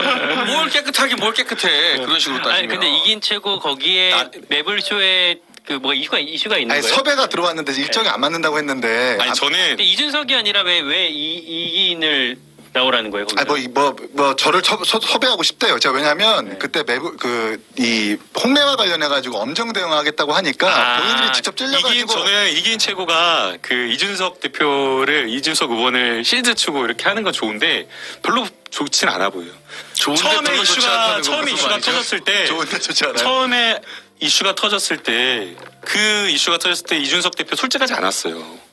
뭐 어떤 점이요? 실무사에 있었던 여러 논의와 관련된 부분에 있어서 명태균 씨를 다 숨기고 그 안에 있었던 여러 공천과 관련된 이야기 솔직하게 국민에게 이해하지 않았다라고 생각을 해요. 그리고 지금 이 상황에서 왜 다 모든 정치인들과는 막 말을 반박하고 하는데 이 명태균 씨가 이준석 의원에게만 애정이 있을까라고 생각해보면 결국에는 이준석 대표도 이준석 의원도 명태균 씨와 아주 깊은 관계를 맺고 명태균 씨의 영향력 아래에 있거나 아니면 관계가 있었던 사람으로 보여요. 아 근데 지금 드러난 사실에 의하면. 그래서 그래서 이것을 마치 뭐 명태균 씨가 여기만 뭐 안 싸우고 저는 그래 그 고민이 별로 안 있을 것 좋아하죠. 같긴 해요. 이를테면 이게 명태균 씨가 여러 사람들을 난사하고 있는데 그 과정에서 이준석 대표만 한테만 이렇게 난사는 안 하고 있기 때문에 이준석 대표 입장에서는 이 사람이랑 내가 약간 비슷한 스탠스로 자꾸 가는 게 맞을 것인가 혹은 내가 좀 분리해야 될 것인가 이런 고민을 할 수밖에 없을 것 같긴 하거든요. 야권에서 이제 그런 얘기를 하잖아요. 한 가지 더 궁금한 거 말씀하신 네. 김에. 근데 개혁신당에서 김용남 의원은 또 왜 그렇게 혼자 다른 이야기를 하는 거예요? 아니 국민 눈높이에 정말 국민 제가 눈높이에 따라서 이 말씀을 사실관계를 이 그대로 말씀을 보여주는 안 거잖아요. 드리려고 했는데 네. 거기 매불쇼에 나오는 신인규 변호사도 그렇고 김용남 의원도 그렇고 저도 그렇고 공통점이 두 가지가 있습니다. 뭐예요? 하나는 이준석과 가까웠거나 가깝거나 둘 이준석과 가까웠지만 그럼에도 불구하고 공천을 챙김받지 못한 사람들인 거예요. 저는 비당선권 6번에 배치됐고 김용남 의원의 비례대표 신청했지만 컷오프 됐고 신인규 변호사는 상근부대변일 때 경선에서 송라구청장 나가가지고 경선 3위로 떨어졌단 말이에요. 심지어 그 두 분 중에 한 분은 누구라고 말씀 안 드릴게요. 두 분 중에 한 분은 왜 이준석이 공천 챙겨주지 않을까라고 저한테 몇 번이나 얘기를 했어요. 공천 개입하라는 소리죠. 뭐예요 도대체? 공천 공천 개입을 몰랐느냐라고 주장하면서도 사적으로는 왜 나 공천 개입해가지고 왜 공천 주지 않았느냐라고 주장하는 걸 제가 보면서 저 사람 도대체 무슨 소리 하는 건가? 공과 사가 저렇게 일치되지 않는 건가라는 생각도 했고 내로남불. 또 매불쇼 같은 경우에는 뭐가 조작이라고 얘기하냐면 이준석 대표에 대한 여론조사에 대해서 그 전에는 국민의힘 지지층에만 조사되던 여론조사가 이준석 대표가 당대표 출마 선언하자마자 국민의힘을 지지하지 않는 층까지 여론조사가 조사됐다. 그래서 조작이다. 이렇게 얘기를 하는 거예요. 아니 우리가 민심과 당심을 균형 있게 반영하자라고 그렇게 많이 얘기를 하고 있고 소신파 의원들이 그래서 전당대회 룰을 그렇게 조정하는 사람들 그 조작 기획범들은 아니잖아요. 이런 것들 이런 말도 안 되고 터무니없는 의혹들이 매부쇼에서 이야기가 되고 있고 심지어 사감을 담은 논평을 하고 있는 사람들이 거기 출연하니까 그리고 심지어 PNR 같은 경우에도 2019년 2020년에 제가 거의 나가서 얘기하려고 했는데 19년 2020년에 과태료를 부과한 여론조사에 대해서 그때 이준석이 당대표가 됐으니까 연관이 있을 거다라고 의혹을 제기하는데 심지어 이준석은 2021년 6월달에 당대표가 됐는 거란 말이에요. 애초에 말도 안 되는 거의 뭐 이범규 TV급의 의혹을 던지는 그 유튜브에 우리가 왜 나가냐고. 그러니까 지금 야권이 이준석한테 그렇게 공격하고 있는 거예요. 야 진짜 그러니까 이렇게 해서 이준석은 넌 텔레그램 알고 있을 거니까 빨리 이야기를 하고 우리 빨리 탄핵으로 가자. 근데 이준석과 우리는 그런 생각이 없어. 특히 박근혜 정부의 탄핵을 가까이서 봤었던 보수 정치인들이기 때문에 우린 그러기 싫어요. 정확하게 증거와 근거가 드러나면 국민적인 어떤 여론과 공감을 수렴해서 그렇게 추진해 나가야지 민주당이 막 시시때때 탄핵 얘기하는 것처럼 거기에 우리 맞장구 아니 우리는 쳐줄 필요가 없다. 우리가 매불쇼 제작진이 아닌데 무슨 이야기를 하는 아니, 그러니까 매불쇼가 아니라 왜 여기 매불쇼도 아닌데 매불쇼 제작진한테 그러니까 호소한 것처럼 매불쇼 우리한테 특정하는 게 그런 아니라 얘기하는 거야. 야권이 뭐 김진애 의원이든 뭐 신인규 변호사든 야권이 이준석한테 하는 그 공격의 포화가 그게 아니 그건 이준석하고 풀어야지 그걸 왜 여기서 우리한테 이야기를 해. 김진애 변호사가 무슨 이야기하는지도 모르는데. 핵심을 정리하면 매불쇼에서 무슨 이야기하는지도 모르는데 왜 이인채 여기서 의원이나 얘기하는 이준석 의원이나 개혁신당 주주의 입장은 제가 말한 것과 마찬가지로 지금 민주당이 저렇게 떠드는 거에 비해서는 아직 스모킹 건 없다. 그 스모킹 건이 없는데 우리가 그 탄핵 몰이에 억지로 동조하진 않겠다라는 거잖아요. 정리하면 잠시만요. 지금까지 나와 있는 의혹 혹은 어떤 팩트들이 이게 정말로 문제가 있는 것이냐에 대한 어떤 그 감도의 차이가 좀 있는 것 같아요. 뭐 이게 국민의힘 개혁신당 이렇게 있다면 민주당은 지금 이거는 정말 국민들이 다 엎어야 되는 정도 수준이다라고 생각할 수 있죠. 그리고 생각에 어떤 차이가 있는 것 같고 그것들을 지금 반영한 어떤 패널들의 약간의 좀 감도의 차이인 것 같은데 아마 계속될 것 같습니다. 아마 다음 주에 이게 명태균 씨가 한 주에도 잽과 카운터 펀치를 여러 개 날리기 때문에 근데 그게 다 가십이지 스모킹과 관련된 거는 다음 주에도 전 안 나온다고 근데 봅니다. 아마 이제 김남국 전 의원 혹은 민주당 그리고 또 적지 않은 국민들은 이미 스모킹건이 나왔다라고 판단하실 것도 같아요. 어떤 그 감도의 차이가 있는 것 같고. 보는 거에 따라서 관점이 다르니까. 그렇죠. 네. 그렇고요. 우리가 얘기를 하고 있는 동안 또 이번 주 금요일 오후 2시 이 어려운 시간에 찾아와 주신 분이 1000명을 돌파를 했습니다. 너무 감사하고요. 다음 주, 다다음 주에도 또 저희가 재밌는 방송할 수 있도록 주변에 아까 우리 그 슈퍼챗 주신 분들처럼 10명씩 또 이렇게 구독과 좋아요 주변에 좀 소문 좀 많이 내주시기를 부탁드리겠습니다. 사실 저희가 단계로, 네. 세 번째 토픽으로 국감 한의까지 준비를 했어요. 네, 너무 이번 주에 네, 한의 국감이 있었기 거의 때문에 진짜 추태가 많았는데 정말 그러니까요. 그거 이야기해야 되는데 정말 네. 최민희 의원 좀 뭡니까 그게 정말. 최민희 의원도 그렇고 피감기관장은 저 왜 저러는 거야? 그러니까 뭐 이런 장면들 우리가 소개했어야 하는데 시간이 좀 많이 지나갔고요. 국감이 아직 진행 중이죠. 다음 주까지도 국감이 진행될 테니까 다음 주에 이어서 이 얘기들을 나눠보도록 하겠습니다. 네.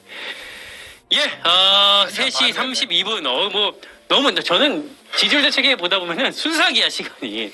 네. 오늘도 아무튼 여러분께 또 좋은 시간 또 의미 있는 시간이 됐기를 바라면서 저희는 오늘 방송 마무리 하겠습니다. 고맙습니다. 다음 시간에 뵙겠습니다. 감사합니다.